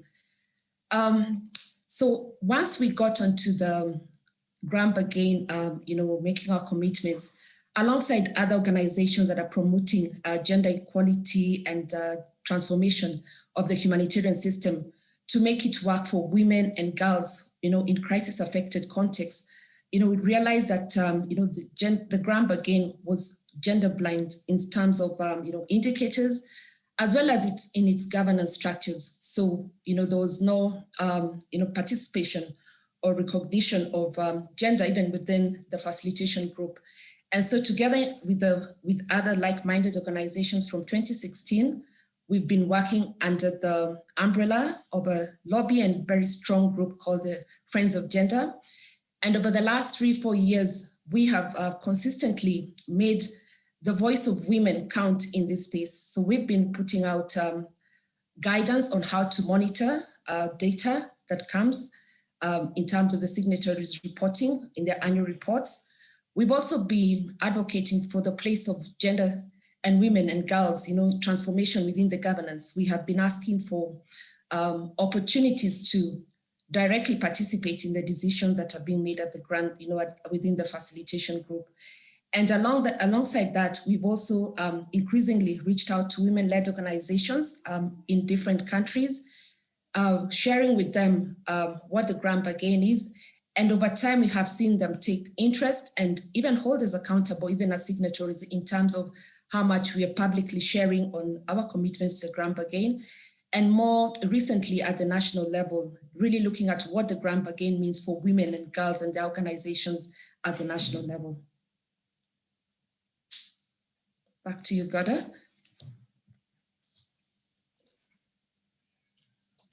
Yes, it seems that I'm back. Thank you, Grace. I really appreciate your contribution. And you have talked about structures. You touched upon the participation of women, localization, and generally, if you look at the work streams of the grant bargain through the gender lens, what's your take on that? And are there any promising practices in that regard? One of the work streams that has really, made progress in terms of tracking, how much investment is going into gender empowerment and transformation of the humanitarian system to work for women and girls is a localization agenda, where we have seen guidance notes regarding, how to measure and how to track progress in terms of participation and leadership. We've also seen guidance notes that go and speak about, funding, best practices or promising practices around partnership, particularly between intermediaries, INGOs like ourselves and local partners. We've also seen, progress in terms of defining even who, a women-led or women rights organization is alongside, local actors. I think when we started off, that was not clear. So in terms of even tracking how much and meeting the target of 25%, its signatories needed, some clarity on that because we were getting different sets of data. So in terms of progress, I would definitely single out the localization workstream, which we have participated. But we also have seen progress within the cash, workstream. Cash programming is a big one, and listening to speakers in the earlier session in terms of the transformative nature of cash, and particularly providing, crisis-affected communities and people, and especially women and girls, dignity and choice when it comes to the responses. So in terms of, cash programming, that would be considered as one of the other work streams that has worked, quite well to support some of the gender, dimensions and to mainstream that. We've also seen progress in terms of, though limited in some of the other work streams, we're really looking at transparency, the work stream around participation recognition, which anchors a lot on accountability accountability to crisis affected communities. But generally, overall, I think the missing gap we have seen is in terms of meeting the targets, the 25% target. We've also not seen the transformation of the humanitarian system, really listening to women and girls in the community. They still are faced with, barriers when it comes to their decisions and voices being heard. They still, their programs are underfunded when we look at how much money within and funding is going to support, programming that would support women organizations. And not just GBV, and protection, we're looking about women and, other technical areas, whether it's education, it's healthcare, that is still quite underfunded. So in terms of the grant bargain being a transformative, agreement, we still have a long way to go in terms of meeting that target. And then in terms of national level, and I'm happy our colleague who earlier spoke about the START Fund in Bangladesh, in terms of the constituency of actors, the wide range of local actors who are leading in response, both at the front line, as well as, just as national actors, in terms of, holding the donors in country, accountable in terms of meeting these commitments that they have made. I think there's still work to go in terms of having a candid discussion around where we are meeting this and what the gaps are and what it is that we can do to accelerate the realization of these commitments. And then we also would say that, in terms of other areas that we see the transformative nature of, the grant bargain for across the work streams is really, working together and not, collectively to meet some of the political barriers that continue, to face women-led and women rights organizations. So right from, participation in cluster meetings, we're still not seeing women organizations being able to access, and even when they access these spaces in terms of their participation is minimized because of either distance, proximity. Some of the cluster meetings are held at the headquarter level, and women organizations are based in the front line. So when they look at the investment they need in terms of people and money and connectivity to be part of this, it takes away from the actual time when they'd be responding in the communities. Right, thank you. And if I could just follow up on the the concept of gender transformation within the grant bargain and within humanitarian action more generally. So on the one hand, it seems that it's about the structures and processes and how the decisions are made. On the other hand, it's also what's happening when the aid is provided, and so also in connection with long-term planning, with the norm changing, and these processes. So do you agree that there are these two focuses that we need to keep in mind, and how do you see gender transformation? Sure, Goda. One of the barriers to achieving progress for women is really around the inequalities that exist even before emergency situations. So looking at within the societies, looking within across the decision making, the inequalities that exist, whether it's patriarchal in nature or just structural barriers that women face, makes them more at risk in terms of being victims of gender-based violence. This is exacerbated in the context of crisis. But I think one of the other things that has come through is really the lack of recognition of women's contribution. Women have always been in community supporting work, but when it comes to recognizing decision making, they're excluded from these spaces. So when we talk about gender transformation, and that is where then you would consider the feminist humanitarian network as one of those movements of women that has come to challenge and deepen the understanding in terms of what are the barriers that exist, because we, looking at it in terms of the technical progress, women organizations, are able to, to work at that level. But in terms of, the political will that is required and to address the structural process and particularly,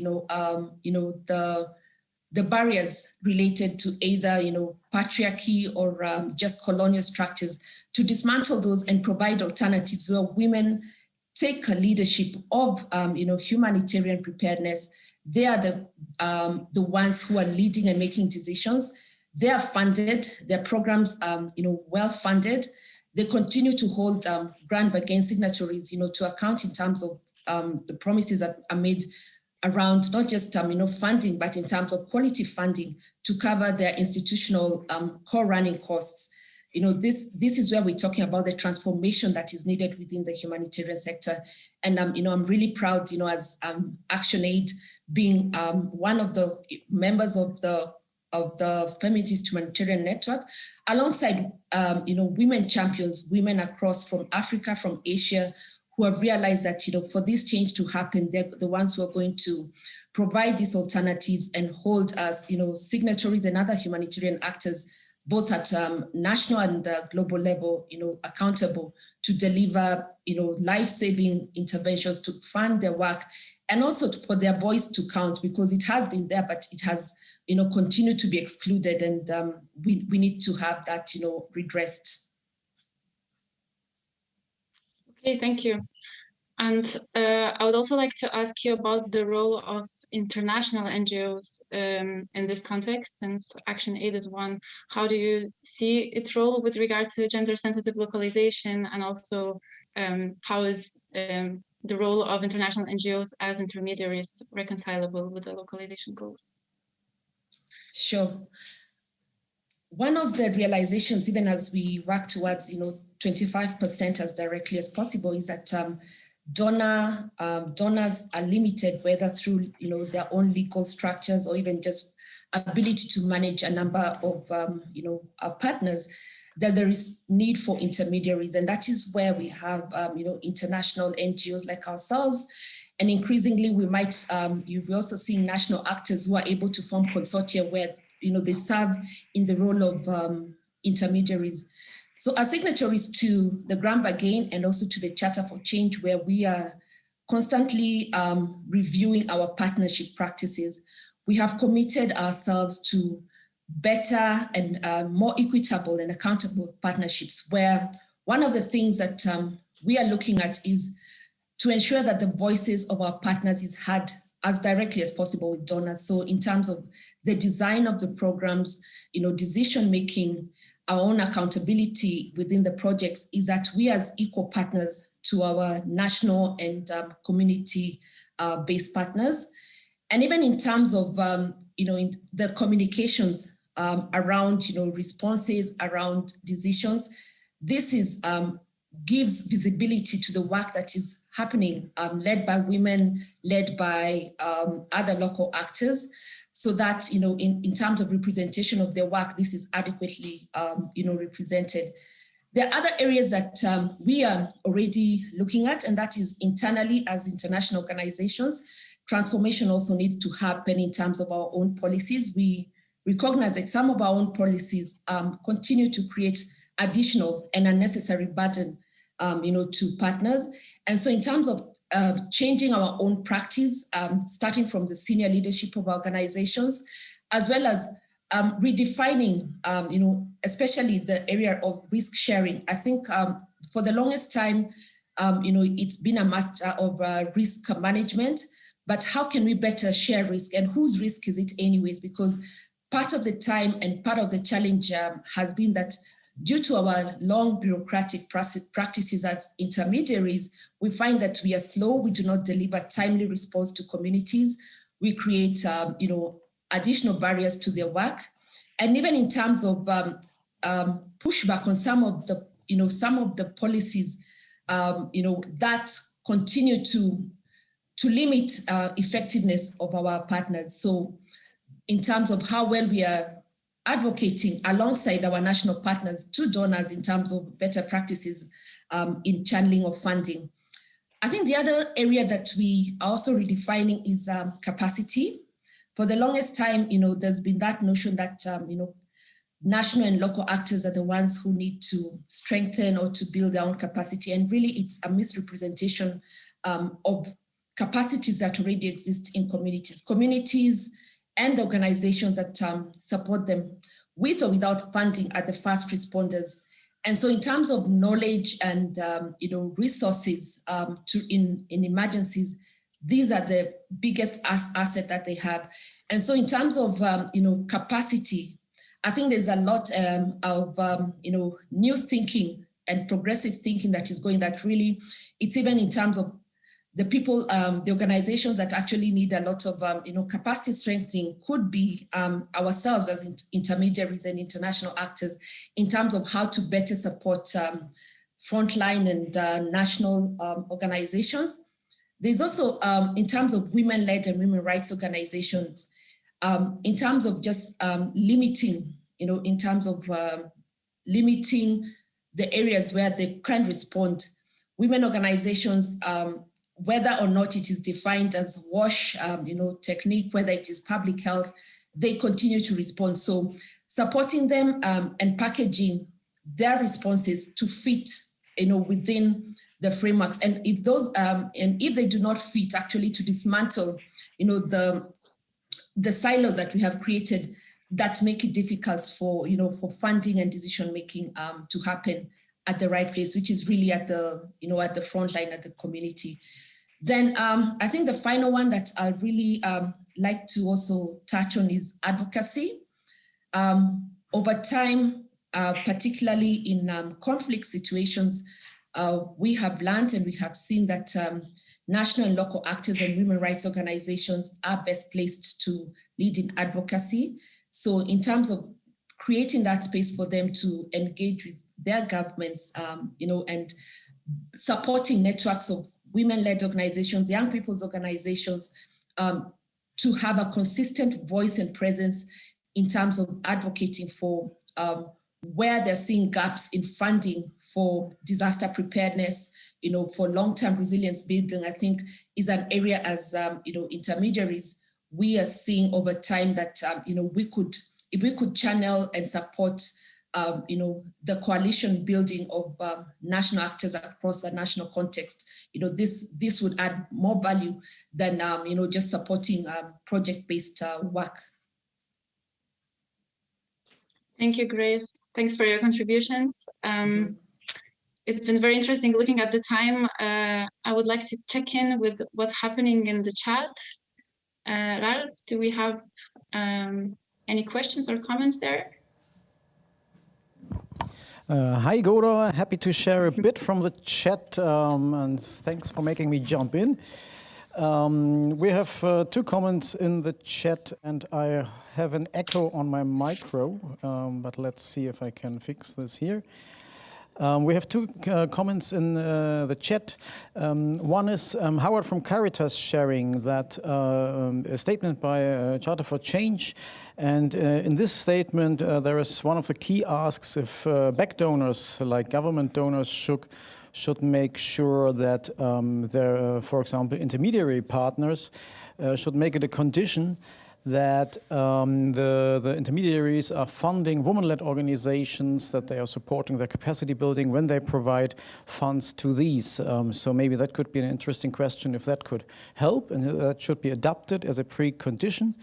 And secondly, we have a comment from Iqbal from Coast, if I pronounce your name correctly, please bear with me, asking that under the Grand Bargain, women leaders' participation should be strengthened, but advocacy at country level to institutionalize it is also really crucial. Maybe you want to point on that one.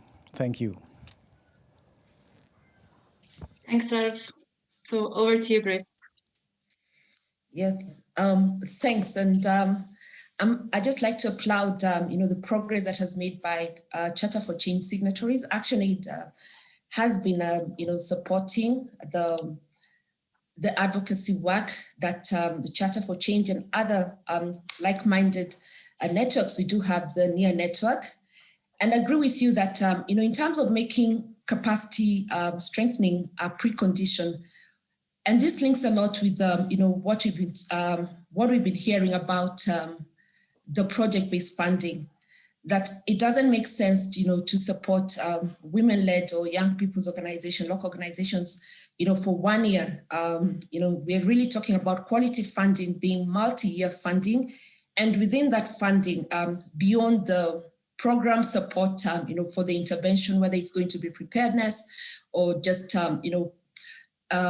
for their long-term recovery, or holding their governments to account around some of the rights that should be accorded to them for, dignified recovery even after emergencies, is a whole area of flexible funding, as well as funding for institutional costs and overheads.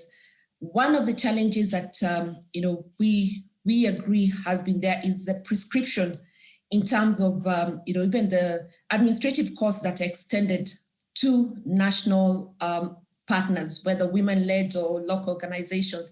And so what we're hearing from them, for it to be quality funding, they need to be given the opportunity to identify where the gaps are in terms of supporting their own institutional costs. We have costs that for a long time have not been considered as critical. We have insurance for staff, We have, in terms of investment in some of, software, like now with the COVID and the new ways of working virtually, it's a big constraint when an organization cannot be able to sustain, the internet connectivity cost, quality gadgets for their staff. There's been that presumption that it's only maybe intermediary or donor organizations that would require software that can allow their staff to work. But with the COVID crisis, we realized that even national actors, when lockdowns are introduced, need to connect across various locations in the country. And so the value of quality connectivity costs, even for national organizations, is quite, has quite been brought to the fore during this period. I think the other, touching on ICVA and the area around advocacy, I think it's just echoing what I had just said. A lot of advocacy with back donors, a lot of advocacy with national governments, and also in terms of advocacy just within the grant bargain, space. Much as we've talked a lot about progress in the grant bargain, I think working under the localization work stream, having 18, close to 18, I think that's the last count we had of national organizations that are participating. This still represents a very, a small fraction of local actors across, various contexts, and in particular in the global South. And one of the things that would make it more meaningful is having country level conversations around the grant bargain. And through the localization workstream, there's a pilot now to have country dialogues going on in 6 countries. And we hope that, this will bring new learning in terms of bringing national donors, national INGOs, national governments, as well as local actors round the table to unblock some of the barriers in terms of realizing the commitments their own organizations have made with regard to the grant bargain. Thanks, Grace. I see we still have a couple of minutes left, so maybe we can take some more questions from the chat if there are any. Sure, Goda, happy to share a follow-up question. Howard raises the question what actually INGOs, NGOs could do to better support especially women-led organizations in the Global South, but also leadership overall, pointing on that like Action Aid, for example, specializes in feminist approaches, but what could be minimum standards for others to follow up on? So if they have any comments to share on that one, maybe as a final question, that would be great. Thanks, Ralph. Over to you. Sure. In terms of women's representation, I think we are calling for meaningful and equitable representation. So one of the areas that, in terms of supporting the cause by the feminist humanitarian network is to ensure that women are adequately or rightly represented. So if we do have, committees that are formed or structures that are formed governing either, projects or governing, interagency networks, is that, women should represent 50% as a minimum in terms of decision-making structures. Then in terms of supporting women-led organizations, there is, the appreciation that women are not just limited in terms of their programming. I think for a long time, there's been thinking that, women possibly will just be addressing gender-based violence, but we know that women are working in education sector, women are working across, provision of water. We also have healthcare. So it's to ensure that women's voices and women's leadership in all these key sectors that either life-saving or just developmental, is supported. And in terms of the funding and support that is given to women-led organizations, it should be, supportive of their institutional costs and as well as supportive for them to participate in key decision-making structures, whether at the district level in their country, national, and also, moving on to, global levels.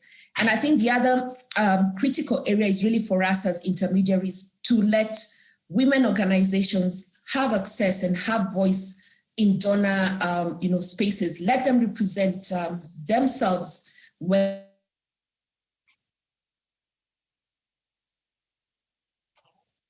as intermediaries, and where we have, they have capacity. Women's organizations have formed coalitions and networks. Let them lead in the response, and for us to seed, away from those spaces and find, other roles that we can play to support them. So I think that the idea is that, the women's movement is ripe for, direct funding, for direct representation of their programs and their voices. And we need to stop taking up the space of women-led organizations, and rightfully find other ways, to support their work, whether it is through supporting, coalition building, or maybe, in terms of some other program areas. But I think for a long time, we have taken up space for women organizations, which we now should cede, when it comes to the humanitarian system. Thank you, Grace. I think it was the perfect ending point, and we are right on time.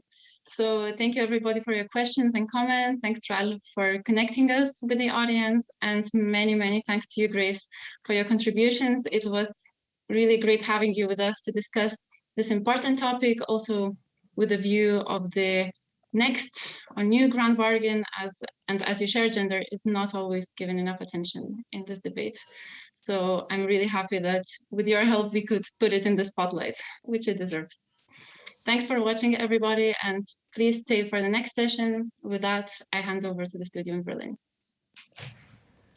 Thanks for having me.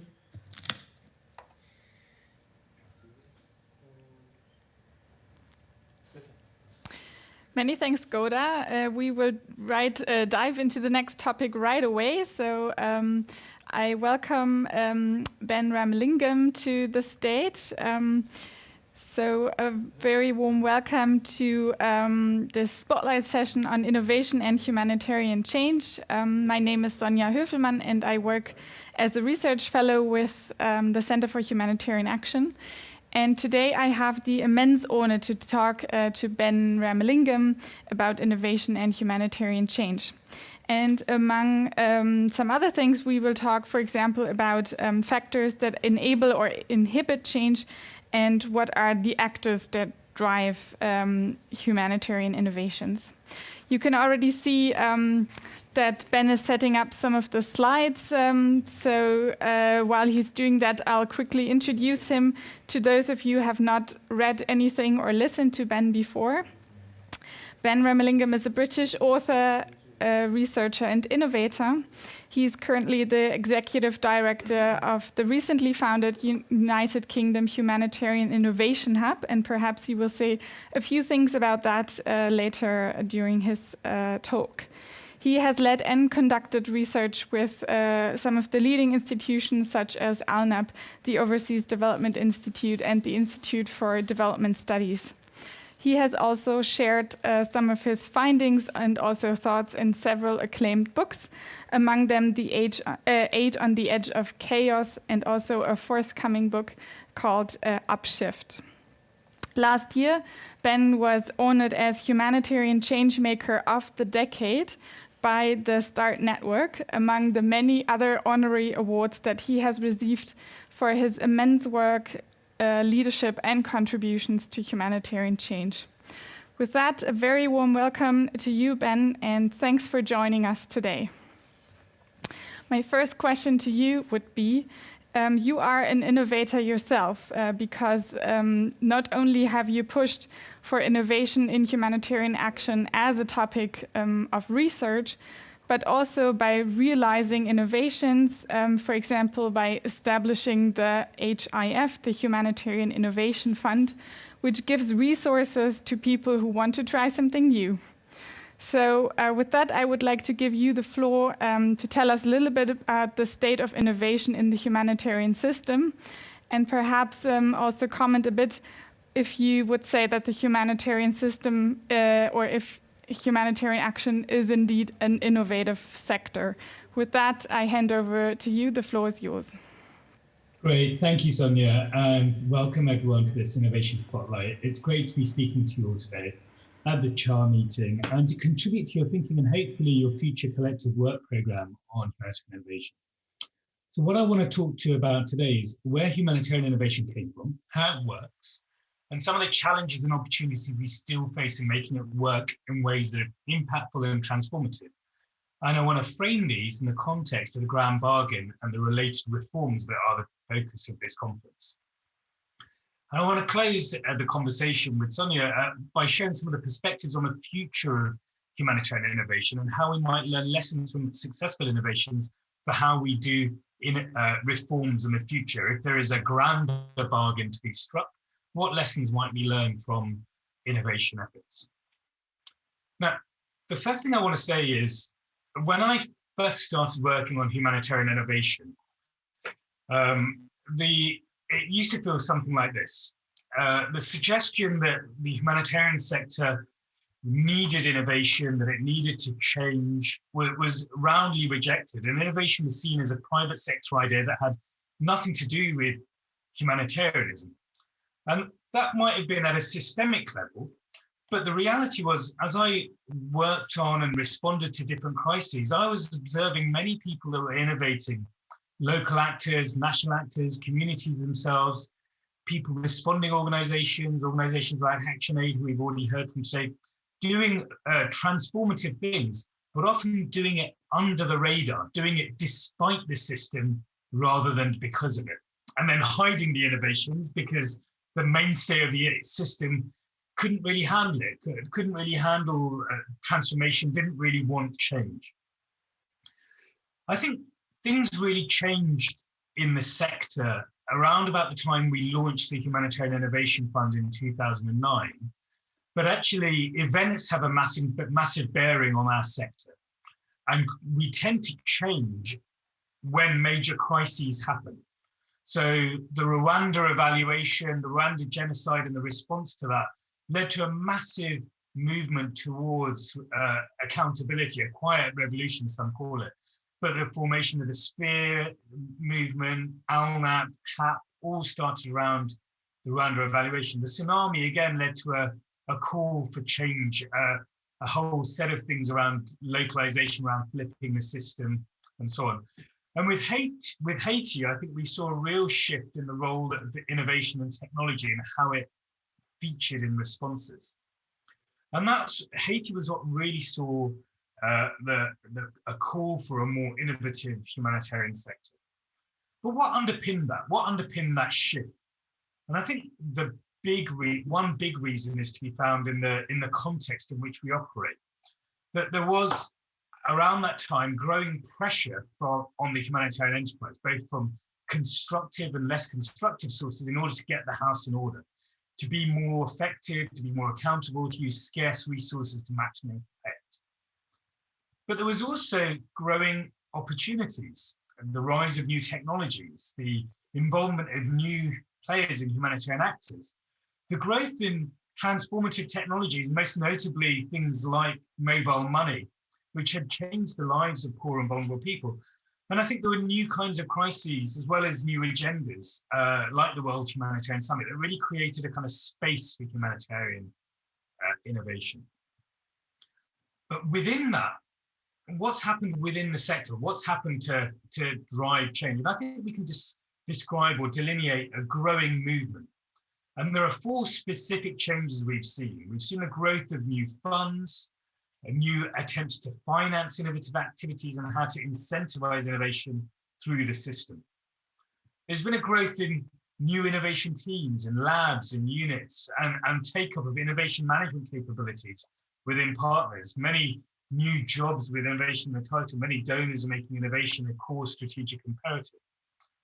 There are many new kinds of partnerships and many collaborations emerging with the private sector, with technologists, with space agencies, with the military, and increasingly people focusing on affected communities themselves and the realization that the empowerment of affected communities is essential for true innovation. And then finally, there's been a rethink of some core principles of the humanitarian agenda through the World Humanitarian Summit, through the Grand Bargain, through ideas of systems, of localization. But what does that actually all amount to? And I think a little bit like the grand bargain itself, if we look at the humanitarian innovation effort, we see a number of lessons, both in the form of challenges and opportunities. And I think these resonate very strongly with what I've been hearing across the CHAR conference so far. And I want to just detail 5 challenges and 5 opportunities. So in terms of the challenges, a lot of innovation work is still wedded to existing mental models, existing assumptions, and existing ideas. And therefore it tends to be incremental rather than radical. We tend to be quite reductionist in the way that we see humanitarian innovation. So we define needs and gaps for crisis-affected communities, and we try and fill these gaps in very fairly narrow single-point interventions, rather than actually trying to look at systemic change. In the humanitarian sector, innovation, like everything else, has been the subject of a pronounced, almost accepted lack of collaboration. Every humanitarian player tends to plow their own separate innovation furrow, and this leads to a lot of replication and a lot of institutionally branded innovations in crisis response. And that means that very few innovations actually reach scale because they slam into me-first institutional interests. And this then relates to the next point around proliferation, that where we used to see masses of reports that no one read, the innovation-related efforts risk seeing a whole host of technologies, tools, and apps that no one uses. And then finally, in position, we have a continued tendency to kick engagement with crisis-impacted communities down the road, hoping that someone else picks it up. And this is despite the fact that most transformative innovations have always and will always be because they empower and enable communities to put their own recovery first and put their own skills, their own innovative capabilities in the foreground, in the center ground of innovation efforts. In the rush towards humanitarian innovation, there's not been nearly enough emphasis on actors in developing countries, communities themselves, civil society, private sector, and government bodies. And I think we're seeing this now in terms of decolonizing aid. A lot of people talking about we need to decolonize and decentralize innovation. And indeed, I've just done some work for the OECD looking at the role of national and local innovators in the COVID response. And we found that even in the lowest income settings, the innovations that have been generated for COVID, over 25% of them have come from low and middle income countries. And there's not just innovations for low income countries, but innovations that can support high income countries as well, because we're all in this massive crisis together. One of the best examples I can think of is how the US state of Massachusetts has been able to learn about how to do contact tracing from African health responders through the work of local NGOs and national NGOs. And that's really strengthened approaches to contact tracing for COVID in ways that wouldn't have been thought of in high-income country settings. The challenge we have though, and in part the grand bargain reinforces this, that many people think about innovation as reducing management costs. And that was indeed one of the ambitions of the grand bargain. But if we focus on innovation as reducing management costs, then we're going to see innovation that continues to be incremental, reductionist, competitive, and proliferating international innovations rather than local innovations. So what's the opportunity that we face? The opportunity for innovation is to focus much more on the needs for innovation and entrepreneurship at the local level, to enable local actors and national actors to focus on the long-standing challenges they know they face, and to help them support their own ideas. And this is something we just do not do very well at the present time. Even recently, I spoke to international organizations, even in the wake of the COVID response, and people still say for local and national actors to turn around and say, we want to do it differently, they have to have a lot of confidence and a lot of institutional power, institutional weight behind them. And that shouldn't be the case. We have to be, and we must be getting better at dealing with it and being open to creative and transformative solutions wherever they come from, innovating without borders. And we need to be seeing innovation as synonymous with systems change. And if we can see innovation not just as being about reducing management costs, but transforming management approaches, then it can give us a wide angle lens of problems that we face. We need to be much more open about innovation. We need to find ways of identifying common ground and mobilizing diverse capacities in pursuit of shared goals. In here, I think the localization agenda, there's a two dimensions. You know, we're still seeing this as a kind of either or in terms of innovation, but in terms of change as well. It's either international or it's local. But actually, the reality is we need a bit of both. And if you look at things like community-based feeding therapy, which is an effort which now is at the forefront of malnutrition treatment around the world, that has replaced the previous approach for dealing with malnutrition by putting simple technologies, plum peanut, or therapeutic feeding foods in the hands of communities themselves. But it didn't come about purely because of local and national actors. You needed international actors to scan this, the countries where famines were happening to see the opportunities. You needed local actors to come up with the ideas. And then you needed resources that could be mobilized internationally and nationally to be able to put that into place. So I think we need to be much more open to seeing how innovation works and to integrate across our different capabilities. An inclusive, user-driven approaches where we see innovation that isn't just about short-term humanitarian needs, but also long-term developmental goals. And then the final point is empowering, that we need to see innovation as something that empowers rather than limits communities. And that relates to all kinds of things: access to technology, voice and representation, ethics. But most importantly, we cannot empower until we empathize. And empathy is absolutely critical in humanitarian innovation. I think it was a key message that came through in the last presentation on gender as well. We have to be able to empathize better and listen better. Thank you. I'm just going to hand back to you for any comments and questions, and we can have a bit more of a dialogue at this point. Thanks. Thank you so much. That was really insightful, a very dense presentation indeed. I do have a follow-up question. You mentioned some of the pressure points, and perhaps we can delve on two here that are indeed necessary to enable a change in thinking and allow for innovation to take place. And these are, of course, cash, but also perhaps COVID as a pressure point to enable more localization. So indeed, if we look at cash, we have an innovation which brought about transformational change to an entire system. So this is indeed a hugely successful innovation, so to say. What made that so successful? What are some of the learnings that could be drawn also, for example, to the localization agenda? And my follow-up question, and this is a bit unfair because it sort of perhaps frames your answer, is that my take would be that innovation with regard to cash was so successful because the big players indeed profited from this innovation. So we see that the larger organizations such as the IFRC or WFP, they are the ones rolling out big programs in cash delivery. And so is that the notion that big players are indeed profiting the reason or the enabling factor that made cash so successful? And what does that mean then for the localization agenda? So many questions in one, but perhaps, yeah, you can comment a bit on that. Thanks. So it's interesting. So I think, why did it take so long for cash to be mainstreamed across the sector?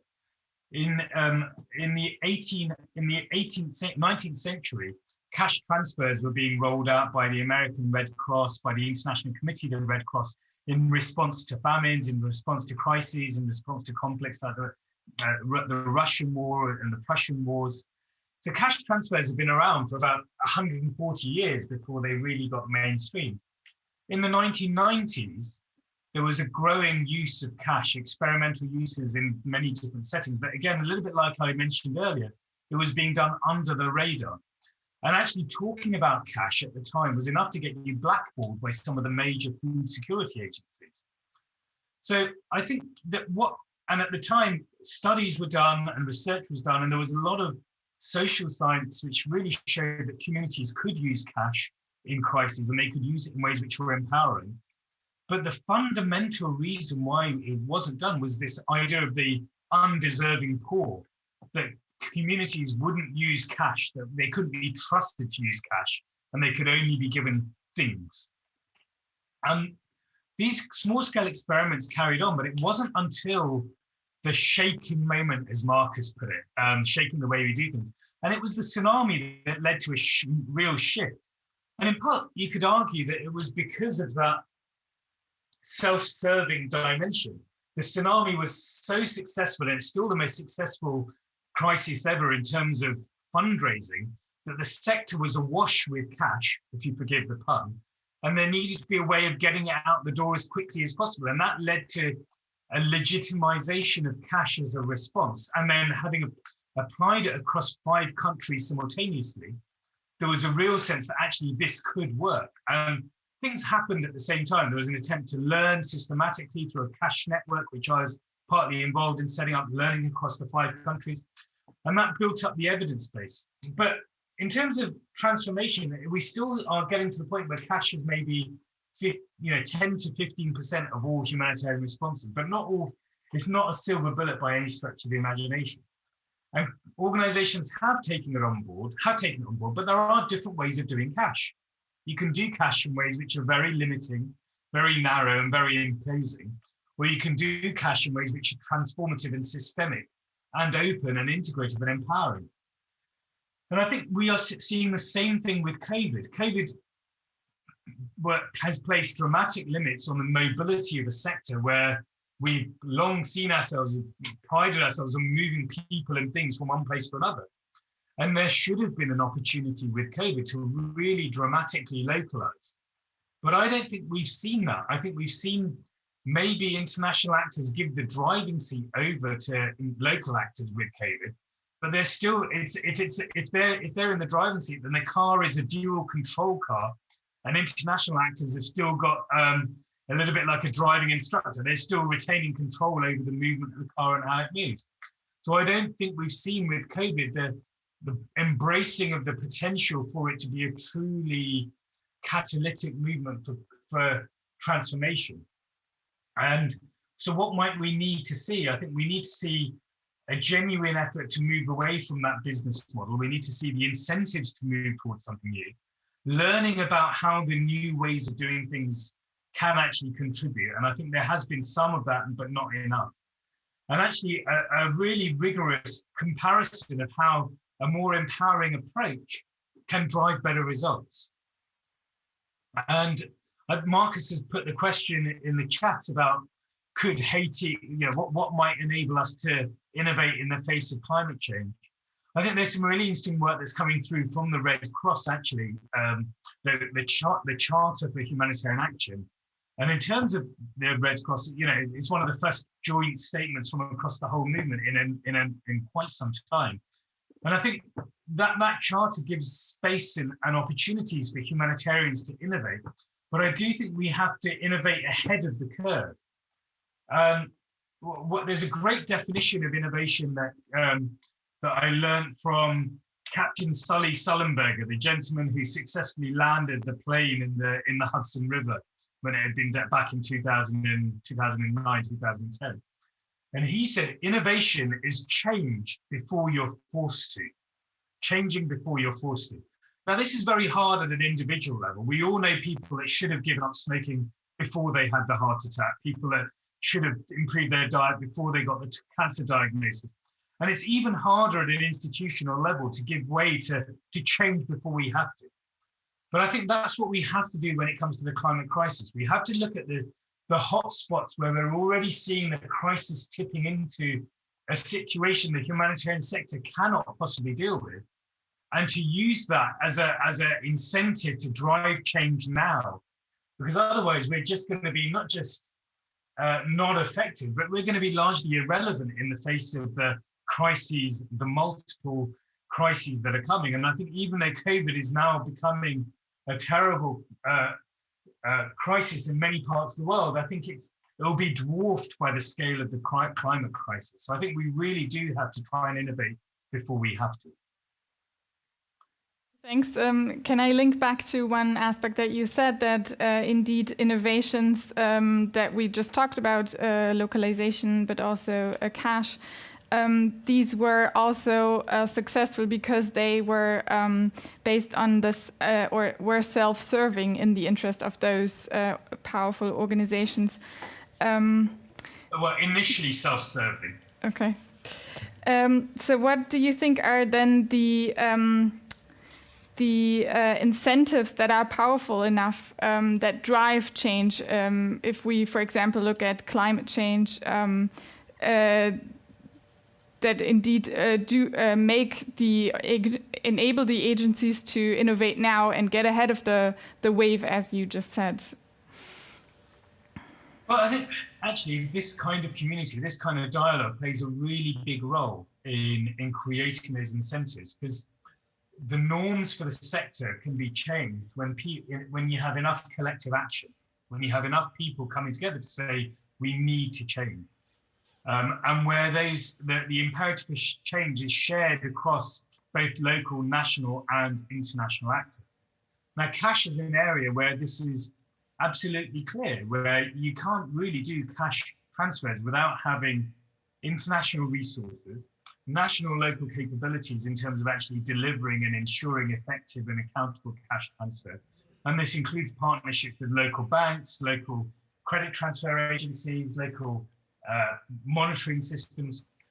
And then communities themselves have to get on board and have to be involved in the mainstay. And I think it's that kind of collective action is the thing that has always changed the sector. It's a little bit like that quote from Margaret Mead, never doubt the ability of a small group of committed citizens to change the world. Indeed, it's the only thing that ever has. And I think the same is also true in the sector. But what I don't see enough of yet is actually thinking with effective communities rather than for them. We don't really think enough about changing the system rather than filling the gaps. And we're not really doing enough to empower actors on the ground. And I think if we can reorient, one of the questions has come about the top-down nature and the fragmented and duplicated nature of innovation resources. And actually, it's in the private sector, there's much more pooling of innovation resources than you would imagine in the pharmaceutical industry, in automobiles. When there are really big challenges, like, for example, trying to move away from carbon fuels and so on, the private sector rolls up their sleeves and they collaborate in order to find solutions, and then they compete in order to exploit those solutions. And I think we could actually learn a lot more about how to run joint ventures and how to run genuine partnerships, not partnerships which are only, not partnerships which are actually tilted in favor of the North and never in favor of the South, but partnerships that are based on genuine understanding of core competencies. What are international actors good at? What are national actors good at? What are the core competencies, and how can we build off the best of both? Mm-hmm. And I don't think we do nearly enough of that right now. Many thanks. I have one follow-up question, or actually two before we close the session. And that is, last year you were taking part in a webinar and you set a metaphor for localization of a car ride. Perhaps you received a lot of feedback about that, but to me, all your constellations of that joint car ride really got me thinking of what are potential ways how to roll out localization, and also spurred on the aspects what you just said. So perhaps if you, as you said, innovative thinking is upon all of us, we should all be thinking about that. What are some of the learnings that you can share that enable innovative thinking and methods that we can use in our daily lives as researchers, but also aid workers, to enable this sort of innovative thinking? Wow, that's a big question to answer in 1 minute. I think the main thing is that many people tend to associate innovation with creativity, with flashes of inspiration, with with people, highly paid consultants that with expensive spectacles that come up with creative ideas. In fact, innovation usually comes about as a result of a disciplined, planned, and managed process. And the most important thing you can do to trigger innovation in your own lives, in your professional setting, is to simply ask the question, can we do this another way? And to get into the habit of asking that over many different situations, whether it's your personal lives, whether it's your professional lives, can we do this another way? And that all of the innovators I've worked with over the years, national, local, international, they've all asked that question and they've come up with the answer, which is there must be another way and I can find it and we can find it together. And it's asking these questions. And I think with innovation, I think the critical thing is to, and this is important for the humanitarian sector as well, we need to move away from being the people that can't turn up with the answers to problems. We need to move away from being the people that can't turn up with solutions. We need to become the people that turn up to ask the right questions and be willing to follow the answers wherever they take us. And that's the most important thing. And anything else is just window dressing on top of that. And I think that's a practice we can all build up individually, and we need to build it up within teams. The most successful humanitarian innovation teams are the ones that ask that question of themselves. And I think we need to get better at doing it within our organizations. Many thanks. Just one follow-up question and then we'll close and make way for the next session. You recently authored a study which looked at innovation potential that was triggered due to COVID. And indeed, most of the examples that were cited there from the Global South were rather solutions of simplification, of embedding innovations within the existing structures that are in the communities. But we as Westerners often think, when we think of innovation, as these great techno fixes that, let's develop an app for that, or can we use technology to use that. And my question, and it's coming here, one meaning of innovation is taking two things and bringing them into a new context together. So my last question to you would be, is there an example of humanitarian innovation that comes to your mind that astonished you because it was so simple and yet so impactful at the same time? And yeah, with that, I'll close the session. Thank you. I actually, Sonia, if you don't mind, there's a question which Smriti Patel has put into the chat window, and I wonder if I could answer that one as an alternative. I think it's really important. Sure. And it underpins, and it's about empowerment of local actors. If you don't mind, while I think your question is really important, I think hers is actually is really significant because it speaks a lot to the grand bargain piece. Would you mind if I respond to that one instead? Go ahead. Thank you. So Smriti, I absolutely agree with you. I don't think local actors need to be empowered. They are empowered. They need resources to be out. When I talk about empowerment, I'm talking specifically about the way the humanitarian system operates at the moment is a disempowering system. It does not give them power. It does not enable them or give them resources to be empowered. And they might be empowered, and they are empowered and have solidarity in their context and working with communities, working in their national settings. And we've seen this time and time again. But they do that despite the system, the international system. And sometimes they have to work really hard to maintain their sense of empowerment in the face of an international system that wants to disempower them and that works to disempower them. So I absolutely agree with you. They are already empowered. The question is, if the humanitarian system is going to maintain its relevance, it has to be an empowering system that adds to that sense of empowerment, that gives them resources to enable them to do what they already know how to do. So I hope that's a useful distinction. And I think innovation can be a tool and a method and a process that supports that. Thanks. Many thanks for your time, and it was a very insightful conversation. Thank you, Ben. I wish we could continue, but the next Spotlight session is looking around the corner, so to say. I would close with something that Sarshid said in the panel before, that we should not be the change, that we should not wait for change, but be the change. I think that's a great motto for a future grand bargain process and transformation change. With that, I would like to thank everyone for participating and for your comments and questions, and hand over to my colleague Andrea Steinke, who will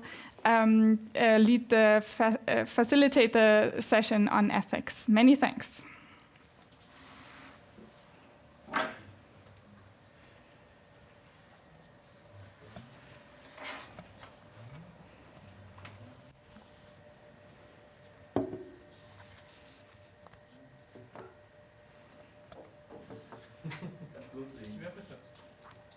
Hello, a warm welcome also from my side to this final spotlight session of the day. It will be very hard to follow up on this great session, but Christopher and myself, we will do our best to do justice to this very important spot also. The next session is called Preempting the Counter-Reformation, the Ethics of Humanitarian Reform. My own name is Andrea Steinke. I'm a research fellow at the Center for Humanitarian Action. So, our idea was to talk about a little bit in this session on the chances of reform systems like the Grand Bargain to, and here I quote already Christopher, outweigh the inequitable, undemocratic and fragile foundations of the humanitarian structure itself. Please, also to the audience, use the chat widely. We would like to encourage you to get involved in the discussion and feed into this, the questions from the chat. My colleague Ralph will bring it to the stage later on. But first of all, let me please introduce Christopher to you. Christopher Liden is a senior researcher at the Peace Research Institute Oslo PRIO and the co-deputy director of the Norwegian Center for Humanitarian Studies, NCHS. Holding a PhD in philosophy and an MA in Peace and Conflict Studies, his research centers on the ethics of international affairs with a focus on the fields of peace building, humanitarian action, security politics, and digital technology. He has authored numerous articles and book chapters on the matters at hand, such as recently the protection of civilians and the ethics of humanitarian governance, beyond intervention and resilience, or another article called The Perils of Going Local, Liberal Peace Building Agendas in Nepal. So I think he's perfectly set to talk to the matters at hand. Please, Christopher, kick us off with your input on the ethics of humanitarian reform. Thank you. Thanks a lot. I've really enjoyed the discussions here and heard a lot very sensible input on humanitarian reform. And what I wanted to do in this last session, the task I got was to talk about ethics and humanitarian principles. And in that regard, I'd like to take a long step backwards and try to look at humanitarian reform from outside the humanitarian system, but from a political perspective, and think about the humanitarian principles from that perspective. Because reform is, of course, a very political issue, but that's often lost, I think, you know, to put it probably too starkly, but in a sense, in these discussions, it seems that we envision a very chaotic world out there of, of political chaos, where there are these endless humanitarian problems in need of a humanitarian response. And this blinds us to the political role that the humanitarian system itself plays, and that really needs to be taken into account. Of course, that is to a large extent taken into account in the discussions that have been had here. So this is putting it very much on in the extreme, but still there is, when you look at global statistics, for instance, and look at statistics on food, sanitation, health, education, and so on. There have been dramatic improvements of the past decades in parallel with the dramatic growth of humanitarian action. And it's not only humanitarian action that is to be thanked for this development. So one should not think of the world outside the humanitarian system as void of political solutions to the humanitarian problems that the humanitarian reform is also then set up to address.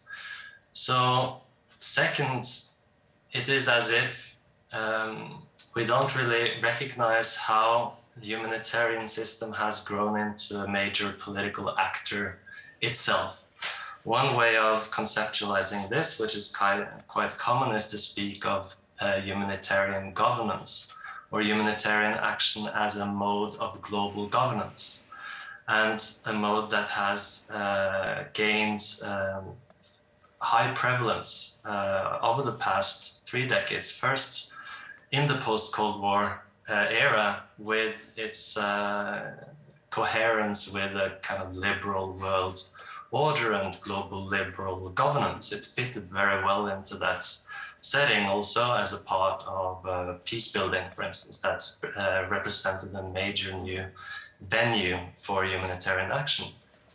But also with the waning of liberal peace building, of liberal governance, humanitarian action still maintains a key kind of driver in global governance because of its apolitical or politically neutral image. So this, one then needs to think about what sort of political entity this is. And I think that, for instance, in her introduction to the opening dialogue, Samruti Patel said something really important. She said that if we don't recognize the dimension of power in these discussions, and how power really is a key part of the dynamics that humanitarian reform need to take into account, it doesn't do the trick. So focusing on funding, for instance, focusing on limited transfers of representation as part of the localization agenda and so on. If it doesn't really address the dimension of power, it doesn't do the trick. And I'm thinking of this as a very fundamental issue that one needs to think about the power that is actually exercised by the political, not by the humanitarian system. Because when we talk about humanitarian reform, it's easy to think about the political world out there as being unaffected by successful humanitarian governance. But actually humanitarian governance makes a huge political difference. It has political effects on the ground. So as Andrea mentioned, there are these fundamental problems with this mode of governance that are highlighted by the debates on decolonizing aid and also in the background of the localization agenda. Problems of inequality or inequity in terms of the distribution of resources, who possess the resources. Localization is supposed to be a response to that. It's a partial response, but then one also needs to think about how humanitarian governance is embedded in a broader system of global governance, in a broader global political order that is also so fundamentally unequal that a slightly more localized humanitarian system does not really do the trick. Then secondly, it's undemocratic in a fundamental sense. Even if you get more participation from local counterparts, from recipients or beneficiaries in the humanitarian system, there's the whole system is not democratically accountable in any kind of sense that deserves to be called democratic. And this is a problem that makes a successful humanitarian system facing this, as we will return to, this democratic deficit, the more powerful it gets, the more successful it gets, the larger the democratic problem becomes, in a sense. Mm-hmm. And thirdly, it's unsustainable. It doesn't possess the sort of power that states possess. It doesn't possess the sort of power that military actors possess.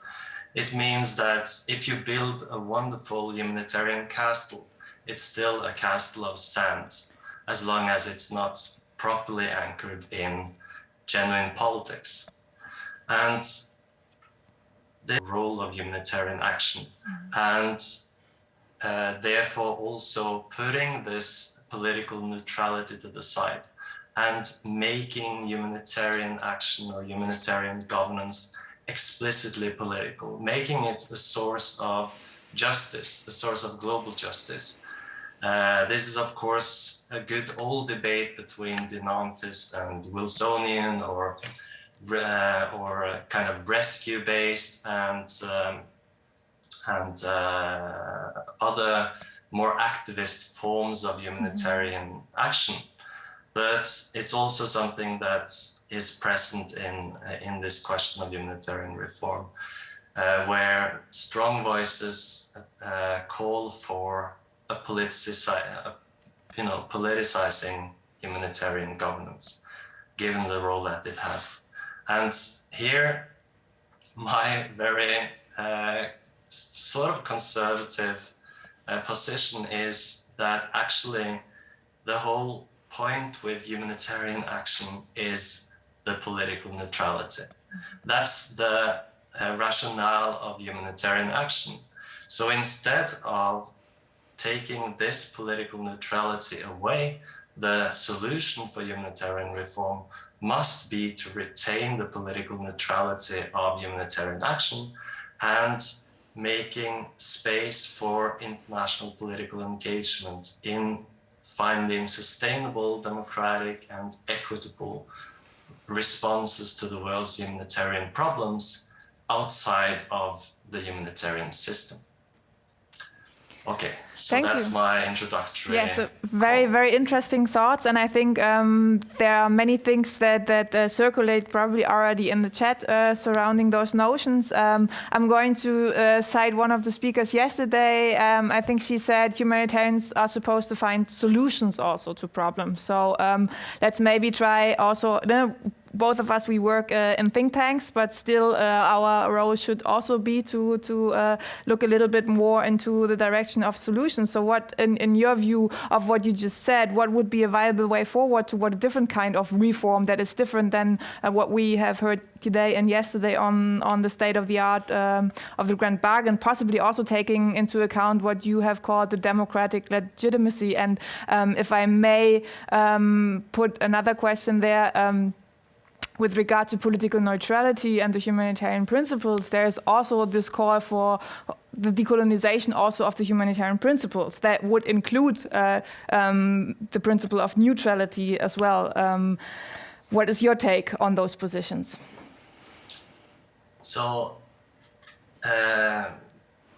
one thing, let's focus then on the humanitarian principles first, because I wanted to speak to kind of the principled basis of humanitarian reform. And a lot of what has been said about localization, about transfer of power to local counterparts, of flexible funding, all of this, I think still would be in line with my argument. It's just that that's not really a solution to the political problems that it's set out to address. So it's not a sufficient solution to these issues.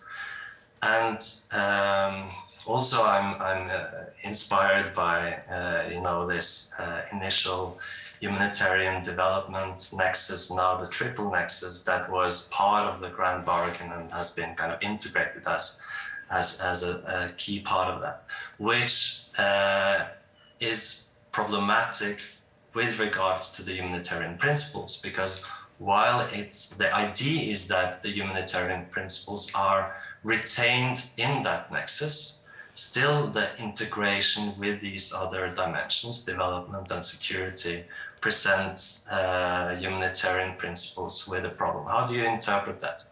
How do you deal with neutrality in that setup?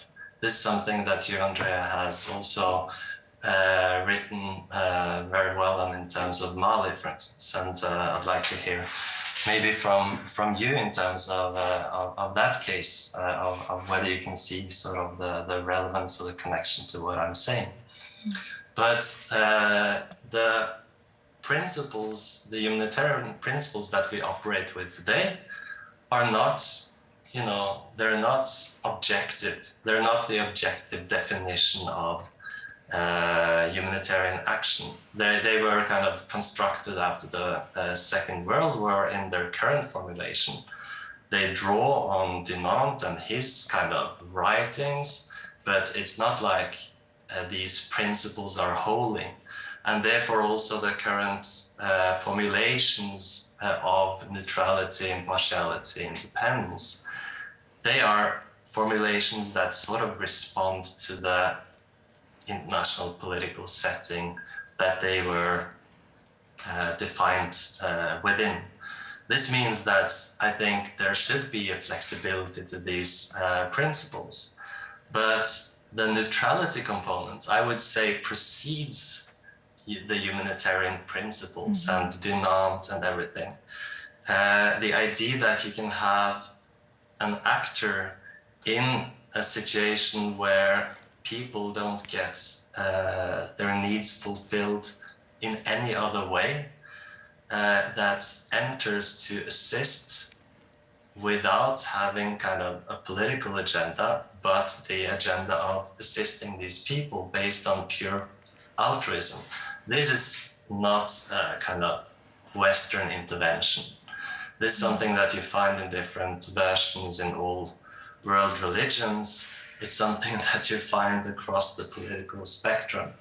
So while I'm very much in favor of redefining the humanitarian principles, I think it should be about making them as universal as possible and retaining the neutrality of humanitarian action. But in this connection, it's really important to emphasize that it's a misunderstanding that political neutrality means that you cannot take a political stance or be concerned by the political effects of humanitarian action. Now, when humanitarian governance has developed into a veritable political force in many parts of the world, it is completely necessary to take the political effects into account.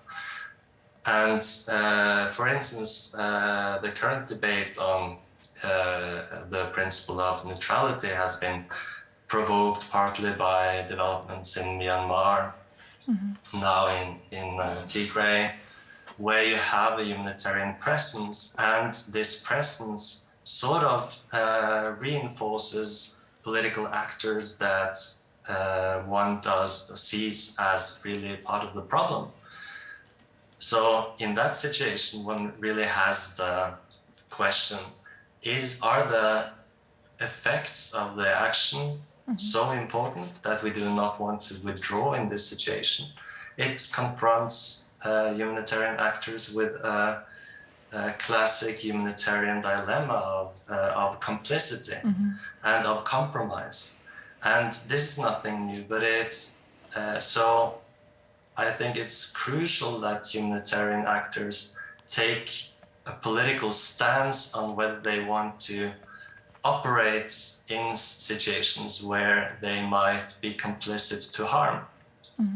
But one therefore needs to distinguish between neutrality as a principle for how one intervenes, a sort of procedural concern, and the political consequences that presence has.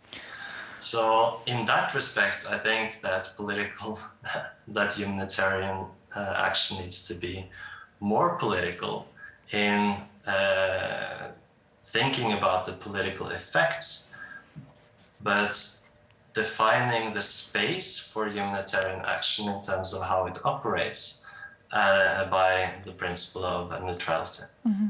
Thank you very much. Thanks for your patience. Yeah, sure. We started a little bit late, so it's all fine here. Before I invite Ralf to the stage, I just want to say a couple of things, as you also mentioned our research on the Triple Nexus and on Mali. First of all, I want to thank you for clarifying what you mean by neutrality and political neutrality, because I think, like with all the humanitarian principles, it is often seen as an absolute and overall universalistic categories where we should maybe also differentiate between different kinds of neutrality in this way. And as Marc Dubois in one of our papers has written a little bit in contrast to what to your point is that he puts humanity as a preceding principle that kind of should guide all humanitarian actors in their interventions. And as you have pointed out to our research in Mali, of course, definitely for me as an anthropologist, I can say that you should always regard context. There's always context, and there's not one universalistic context that ascribes a certain form of dealing and intervention. And especially, I would say, in Mali, you have to watch out for the different constellations of power. You have mentioned power as one of the main characteristics, and I think especially in this case regarding the Triple Nexus, because you asked, you kind of referred the ball to me, especially in this context, we have to really analyze the constellations of power before we come up with decisions towards the ways of intervention, and also entangling different forms of assistance and intervention. With that, I would like to invite Ralf. I hope, and I'm sure that the discussion in the chat is very lively. So, it Ralf, is indeed. Hi, Christopher. Many thanks for being with us. You inspired indeed two debates, actually, in the chat, as you might have cited. One is a bit on your notion, do we really should look at the humanitarian sector as something autonomous, independent, or don't we need a broader view to understand also its own context? And Markus Geiser of ICRC, the Germany team, raised the question if we should rather talk about an arena, something more interdependent, and was second also by Shruti Patel, who said, well, the system is, by anyway, a term coming from a pretty colonization age and should be probably overcome. Maybe you would be happy to comment on that. And the second string of discussion has been on the notion of neutrality, starting with a controversy as we sometimes hear it, and elaborated here interestingly. Ulrike von Pilar, former MSF director in Germany, questioned if the concept of neutrality doesn't need to be looked at in a very differentiated way, as international actors might sometimes have a more neutral approach than local ones, provoking opposing comments if that's not looking in a sufficiently complex way of things. Here Geneva replied that we might need to have a different approach on neutrality in future, and some others seconded on what Hugo Slim has contributed to the debate. So I'm sure you are very happy to comment on these points, and with that I'll leave it to you and Andrea to conclude. Thank you, Ralf. So, Christopher, the stage is yours. I know it's those are very hard questions, but I'm sure. Those are all excellent questions. In terms of arena, I fully agree that that's a better way of thinking about the actual politics of humanitarian action. When we talk about humanitarian reform and when I see how the world is portrayed and also how humanitarian action is portrayed,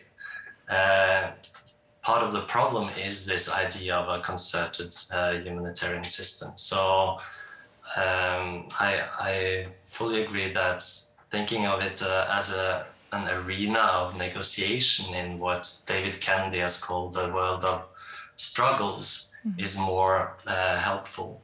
And we see a lot of contestation within the humanitarian system, in inverted commas, and we also it's really crucial to recognize that humanitarian action is the result of multiple actors maintaining different interests, and it's not like they're rallying around a shared understanding of humanitarian problem that they are there to address. So that's a problem for ideas of humanitarian reform if the underlying assumption is that there is a shared understanding of what the problems are that we need to come together to resolve. And the history of peace building showed how the localization agenda led to the building of a sort of artificial NGO society that became a political force in these countries. I saw a comment in the chat on that. It's that of course local actors can also be neutral, and that this idea of neutrality doesn't exclude that local actors are, a part of the humanitarian enterprise. And I fully agree with that. But on the other hand, one should realize that, this politics are interest-driven, and humanitarian action is a continuation of both global and local political struggles. That's a better way of kind of thinking about this arena than as an arena of common solutions to shared problems. Thank you very much, Christopher. With that, I will close this spotlight session for today. Thank you so much for all the insights. I think we have a lot of things to take with us to maybe think a little bit more about in the upcoming days. And I would really appreciate for us to keep in discussion. And also, as you might know, there is a Slack channel where all the participants at this conference, and you can invite all your colleagues and friends and family to participate in there as well, to kind of create a space where this conference is also meaningful beyond this representation mode that it so often ends up with. So thank you very much, Christopher. I'm looking forward to more collaboration with you, and I think also all the three spotlight sessions have complemented each other in a nice way. And I also want to applaud you for your very special and sophisticated background pictures. We have talked about it for everyone else. Christopher is in this picture twice. So this has kind of it had made my day before. Yes, there's someone in the back of this picture. And yeah, it's also important to be a little bit easy with things sometimes. So thank you so much. Thank you to all the participants in the chat, and thank you for all the nice and pressing questions. I will now invite my colleague Darina, who has done the lion's share of this work on the conference, to wrap it up. And thank you so much, and see you soon, hopefully. Thank you.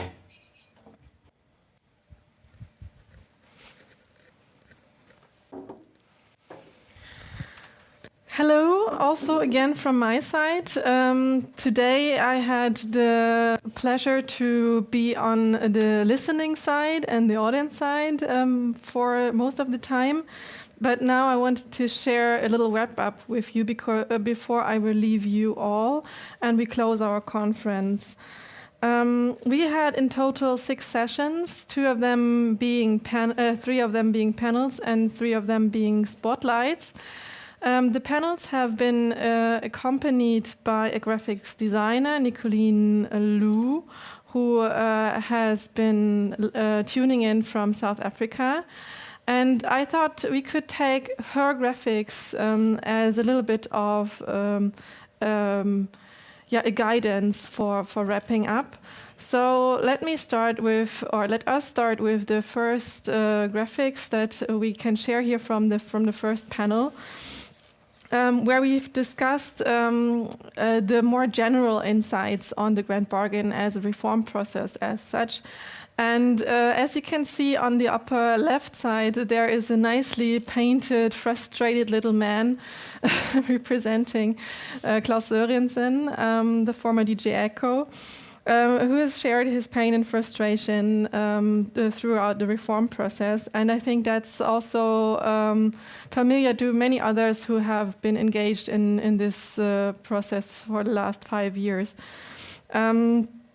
Well, it's painful to do changes and to reform, but I think we have also made at least some progress, and that has also been coming out of this session very prominently. So we heard that the main challenge is still in trying to make more local voices not only heard and acknowledged, but also to integrate them in the global policy level debate and the reform process as such. And we heard that this is not only a lack of money, the hindrances to do so, but also it has been before the Grand Bargain a lack of tangible commitments. And what we saw is that at least in this regard, the Grand Bargain could contribute a little bit to these, to make commitments more tangible. And we found that now that commitments are tangible, it is now time to put them into practice beyond piloting the sum of the reforms. And we also found that attitudes and behaviors need to change a little bit more. And this is nicely illustrated at the upper right-hand side of the second graphic that we can see here now. Attitudes and behaviors of single individuals, single staff have, of course, also a lot of influence in the reform process.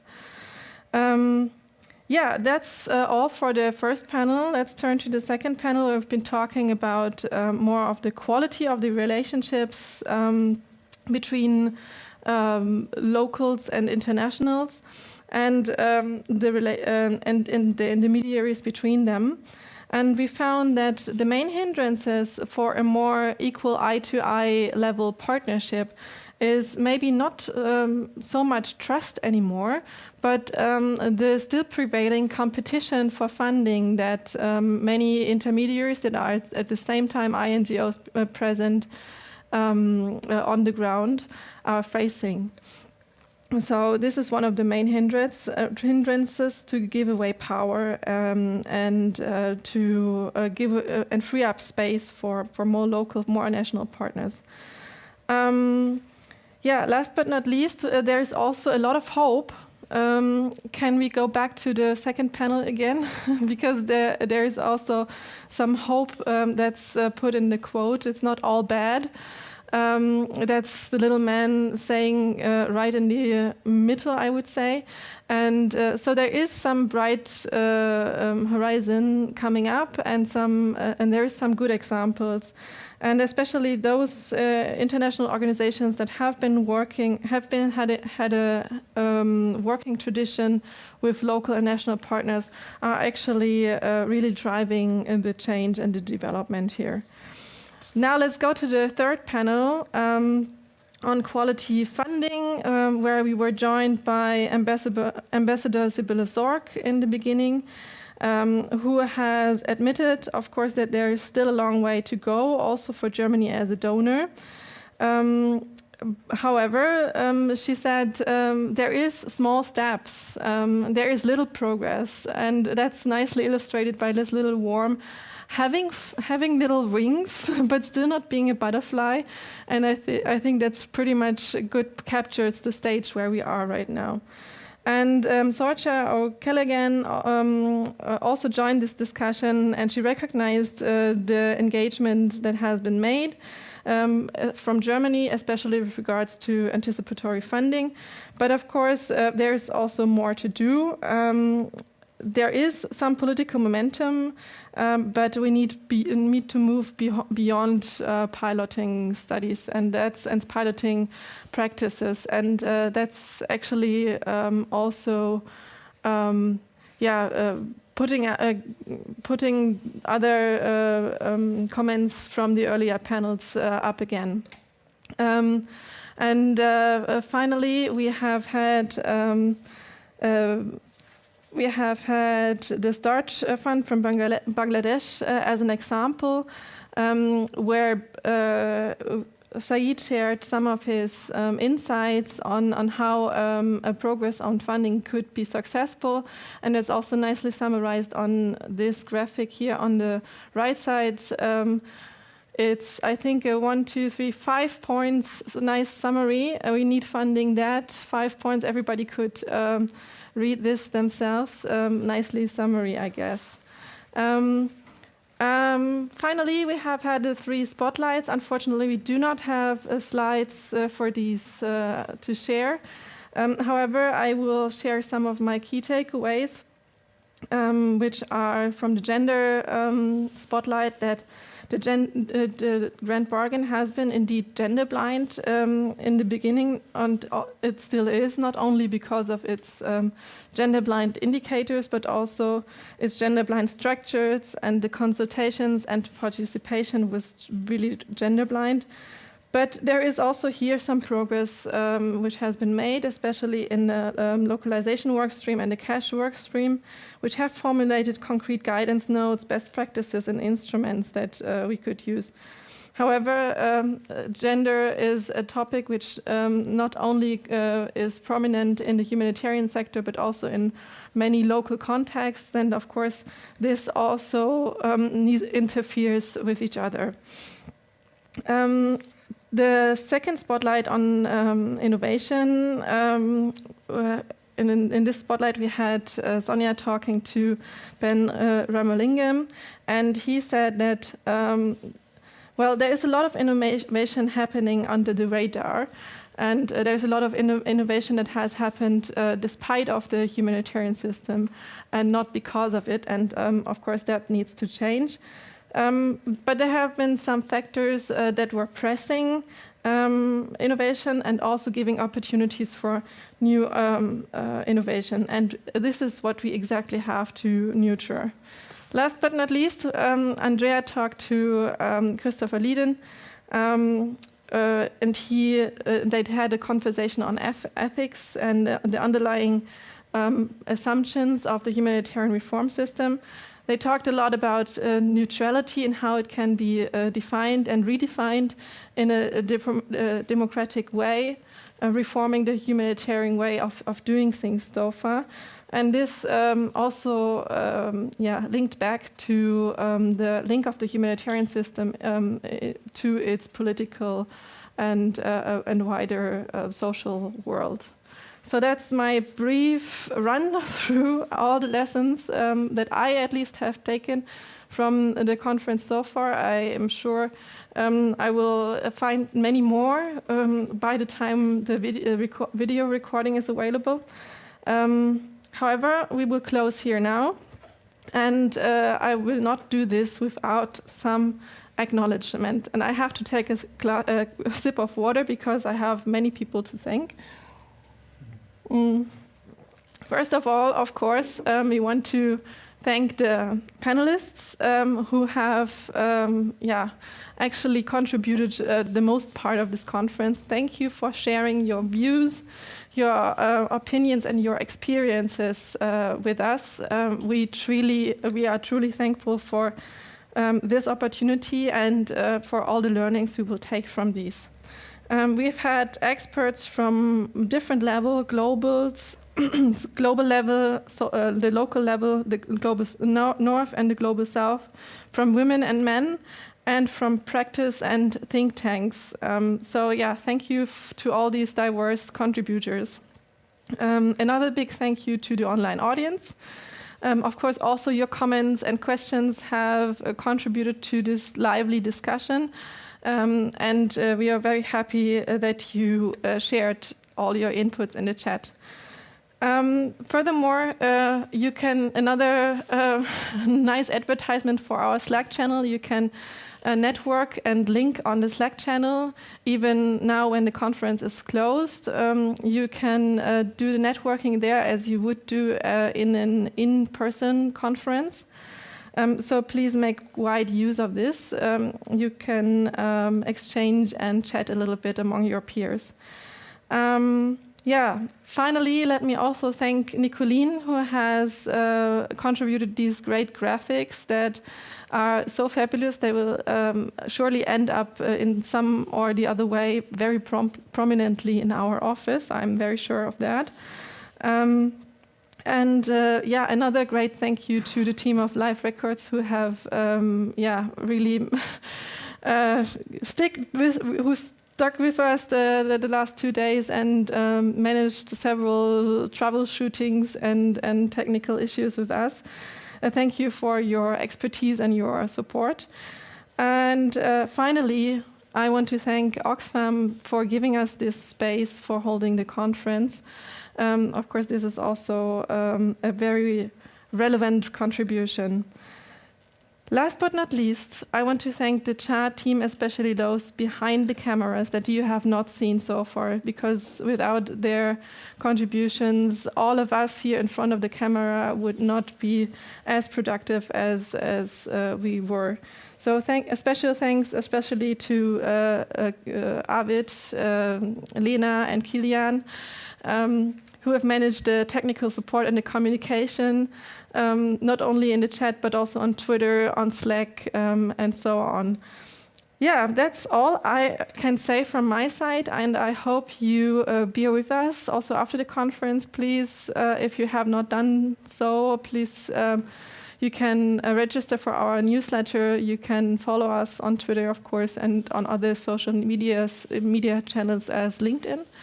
And having said that, I'm happy to welcome you for our next upcoming events. Please stay tuned, and with that I say goodbye and thank you for your words and for your contributions.